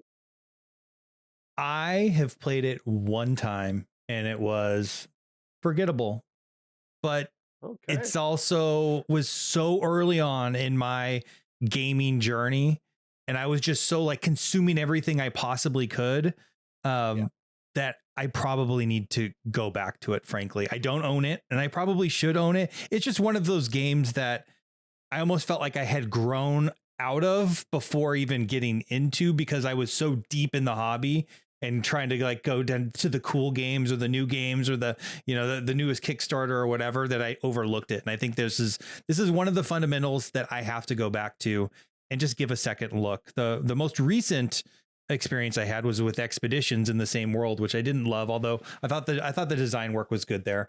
Um, but I I know yeah, it's a totally I different don't thing. care for Expeditions that much. Yeah. I was so excited, Scythe sequel, and I was like, it's okay. Like it's a good game, but I'm not that crazy about it. Um, I used to run a board game, like a weekly group in my house when we lived in Alberta, like must be like 9 years ago or something, 10 years ago, and um, the amount of people that came would vary, and a lot of times we'd play multiple games, but it was almost like assumed that every week we would start with a game of Scythe. Now, Scythe to people feels like a big game, but once you know it, like a group of 4 or 5 of us have played in about an like about an hour and 10, hour and 15 minutes. So we would like usually start the night with a game of Scythe. Right. And we basically every single week we would play Scythe, and Is we your warm up yeah, we just game? loved it. Those the Yeah, icebreaker I know game? it's a funny filler, but honestly, once you have a game like that down, Yeah. like learning a different filler and stuff like that, doesn't actually save you that much time. So yeah. Oh, 100%. There are so many games that people will say, will give criticism based upon how long it is, that the amount of time you can actually play it, if everyone really knows the game and has played it multiple times. There's tons of those I've come across. Arcs is even one of them. People said it was way too long, and I can get through a game of Arcs very quickly, just because once you know everything that's going on and the different paths you need to take. But yeah, I can get through a game of Arcs in 0 minutes because because you won't play I don't have any. it. I have no plans to ever play that game again. Are you a Root I fan? know people love it. What'd you say? Are you a Root fan at all? I like Root. I'm Okay. actually looking at it, and they just sent me a Root in the expansion. I'm looking at it. I think it's great. It's not like top 10 material for me, but I think it's a great game. Um, I just I don't know. I just find arcs to be like yeah, I don't know. It's too brutal. It's just it, like it whoever can said the be. masochism about Gaia, like it makes Gaia Project look like a gentle, sweet lullaby. I just like that. Maybe Yeah. that's just my experience playing arcs. I just felt like it was so like intense. So Yeah, I've had a wide variety of plays with arcs, and a lot a lot of the game hinges on what other people are doing in the game. Obviously, that dynamic play space is ever changing, but also you can be totally screwed. And I think I mentioned this earlier in the episode, by someone that has no idea what they're doing, just randomly doing stuff because they're trying to do an action, and ruined my entire game. And I'm still salty about it from last well, week. in arcs, you can be like in Gaia Project, you can be at a point where like I really can't do much. In arcs, you can be at a point where you're like, I literally like I'm just sitting here. Like it doesn't always happen, but it can be like I actually like there's nothing that I can do about anything. So, anyways, that's fine. I We're not would here to talk argue about that, but arcs. that's probably another episode. Yeah, you can. All right, so All you're right. telling me your favorite board game of all time, you're never going to be able to play again unless you buy a new copy in the same manner. You have this you can't redo it, right? You kind of put stickers on everything, and you're creating your own copy, but that initial experience is gone forever. It is gone And forever. do you play it And now that you've created your own copy of Clank Legacy Acquisitions Incorporated? my wife and I have always liked Clank. Back in the day, I bought on Marketplace it with like a bunch of expansions. It came sleeved. It got like a sweet deal on Marketplace. We played it a bunch. We got a bit more expansion stuff. And it would not like Clank itself would never be in my top 10. Like it's, I really like it. We've loved it. We love deck building and stuff like that. Um, we liked it a lot. And then, but man, uh, I got Clank Legacy thinking, oh, this looks cool. I think it was probably Tom Vasel or someone was like, this is a really cool Legacy game. And we had just played Charterstone before it, and Charterstone was okay. But we like the idea of a legacy that we both are into or whatever. Man, I would just so Clank Legacy is weird because like it's weird to put a legacy in. What I usually say to people, because people say, "What's your favorite game?" and it's like that's such a hard question to answer. What I usually say is my favorite gaming experience ever is playing through Clank Legacy with my wife. I would go to bed, like, after playing a game and just lay in bed just being like, "Oh my goodness, I hope we play tomorrow. I can't wait." Like, I just added that one card to my starting deck, Mm, or we just opened up this aspect of the game. So it is a playable version. We haven't played it much. Honestly, if I was gonna play Clank, I'd probably because once you go back to revisit a legacy version, then you gotta, like, remember all the, like, new things that are built in that you're not in the story of. yeah. So we would probably play normal Clank over playing our new version of what our custom version of Clank Legacy or whatever. But I just like I thought the whole experience, the enjoyability from start to finish was perfect. I'm gonna say this even though it's kind of technically a spoiler, but at this point it's not because people have played it enough. But And they're going to go it, on to two if they're starting from the beginning at well, and this this point. doesn't even like really, yeah. I want to play part two at some point, but if um, you can like so it's 10 episodes or 10 games, but there's this thing that happens and you don't know it's gonna happen or not, but where you might unlock an 11th game, and we did, and Oh, that's I cool. was just so happy. I was like, That's "Yes, like really an cool. extra round." To me, like, it was like, how they made the story work, how they made the evolution of the game work, especially, like, it's easier to make the evolution of a game work in a cooperative sense, but to keep it competitive, but also, like, balanced so that it's not ridiculous. It just was perfect. The elements, the tuck boxes, the everything, like, it was just awesome. Yeah, I loved it. Everything about it. I wish I could go relive that experience again because that's my favorite gaming experience ever. So, So I haven't played this are one, but I'm in the middle of two right now. And I wish, so I was trying to get my son to play, and I had already told you he's kind of like grown out of board games because he's too cool right now. So I might have to go down to a 2-player to get it back out. I've really enjoyed it. The only problem is every game takes a long time because It's getting it up and running, remembering where the rules are, all of the different stickers. There's a lot of start and stopping and turns as you discover new stuff. I personally love that. I love the discovery. And I think that that initial play that you're talking about, like, I would never really care to go play the finished version because I enjoy the discovery, the finding new places. Oh, there's another token. Oh, we got new cards. Like your character, I don't know if the first one does this, but your character's story is kind of like expanding as you go along. The sense of discovery in that game, or at least in 2, has been so good. And the reason I played it was because we had played Legends of the West Ticket to Ride. And Ticket to Ride was something we played into the ground before I was even kind of into the hobby.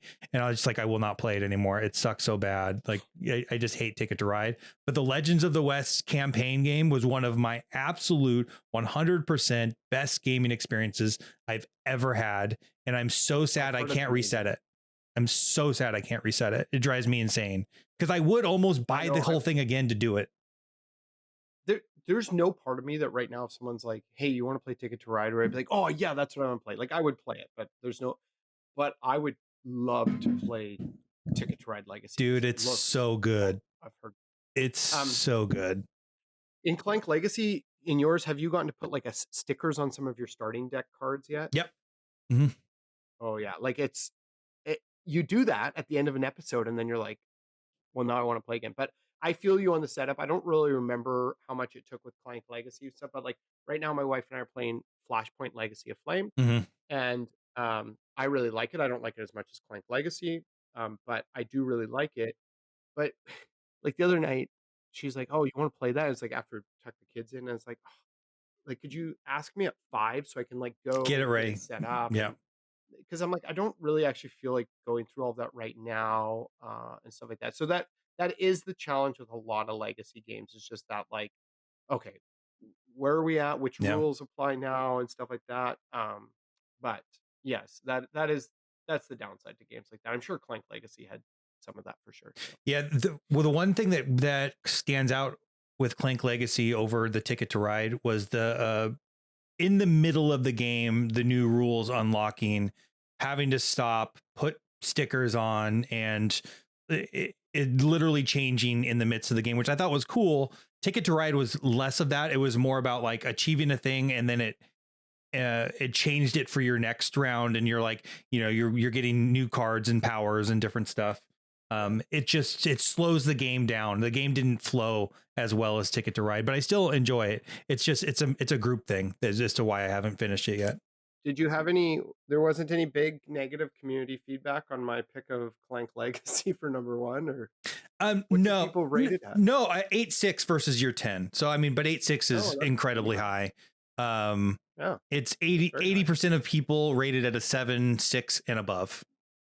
So okay, I don't think, I mean, I think it's kind of universally thought of as this great game. I think the only downfall is it really is a $120 one-time experience. And if you're really into it, you might go through it really quickly. Like Legends of the West was the same thing. We did it in a week. So it's kind of like, it was 110, and you're like, okay, well, you're building your own version of the game. Some of the very best mechanics that we enjoyed, because you get different mechanics as you go through the whole game. Some of them persist. Most of them go away. The funnest ones go away. By their nature, they have to. So you couldn't really have a game that actually has everything going. But that's kind of what I was left with is not a copy of Ticket to Ride I ever really want to play. I was left with a feeling of, oh, I wish I could reset it. And it wouldn't have been that hard for them to allow it to reset the game. And that's the annoying part. Clank is different because you're putting stickers on cards, I think. I haven't gone through the whole thing, so I don't know. I don't like Charterstone as much as I like Clank Legacy, obviously, but Charterstone, it comes with a 2-sided board, and you can buy a refresh pack. So they built it so that you could be like, here, do it again. Yeah, that's the other part is you're destroying the board. The board is constantly changing. That's the other thing with Ticket to Ride is you're only starting with the East Coast and you're building your way west. So, that's you'd have to have a whole new board. That. Oh man, I need to play that. It's so good. Awesome. It really is. If you like Clank Legacy, you're gonna like you could hate Ticket to Ride like myself. Like it's just drawing cards, never getting the right card, and building rails and stuff. There's so many just like fun, interesting mechanics that they put in. Each play felt totally different. It felt strategic. There was some catch up mechanics, even if you're kind of falling behind. It was thoughtful. Story was good. Building out the map gave you like the sense of accomplishment. I don't know. It's just great. Like, really is. When you said that Clank Legacy was one of your top 10 or top gaming experiences ever, that's exactly what I felt, and I hope I get with 2 if I can continue it. But yeah, I probably need to go back to 2-player to get it finished, though, because I don't think my son's going to keep going. I had high hopes. I don't know the difference between Clank Legacy 1 and 2, so I don't know if hopefully they're equally as good as each other or whatever. But that's awesome. I hope you enjoy it. We made it, man. This was we did it. 3 hours. You know what? Every one of these I go in going editing to do. I just throw it out there, man. It just goes. This is why I started these, is so because I'm in the middle of building cardboard. I don't have time to do these long edits right now. So it's I think I'll edit our screw up in the middle of when I lost my screen, but outside of that, this is going. We're long form. I'll cut a bunch of shorts out of this and see if we can get anyone intrigued enough. But it was a really good conversation and super fun for me. So I appreciate you being here. Hey, thanks so much for having me, man. It's an honor to get to be part of this with you. So thank you. Yeah, this has been very cool, and your top 10 is pretty good. So that was actually kind of a hard activity for me. I'm gonna have to go look at yours and see what I think about it. I should have come more prepared. Well, the funny thing was, what's your number 1? Mine's not fully. I have not. Oh, you're making me do it. And yes, you haven't even done it? 100%. 100%. Let me see. So I have an old BGG ratings where I rated silver number at a perfect 10. This was years ago. Great Western Trail is in the number 2 spot technically right now with Forest Shuffle and Barrage. For me, it's Barrage, Root are both kind of like for sure's at the very tip top. But so much changes constantly for me. But Dune, Arnak, I don't know. I have to really get my rankings in order here, because it's really tough for me to pick a top 10. So I hear you. And I was going to write you back when you had some trepidation about not, you've never done it before. I was gonna say, don't worry about it. I haven't either. Let's figure something else out. But then you quickly came back and said you were going to do it. So I was like, yeah, let's do it. I think it's a fun way of people getting to know you. That's great. Yeah. Well, thank you so much, my friend. It's good to hang out with you, and hopefully we can play games in person sometime. Absolutely. You know what? I might just show up on your front doorstep with a van, because I don't have anything else better to do. Please do. All right. Thanks, man. Have a great day.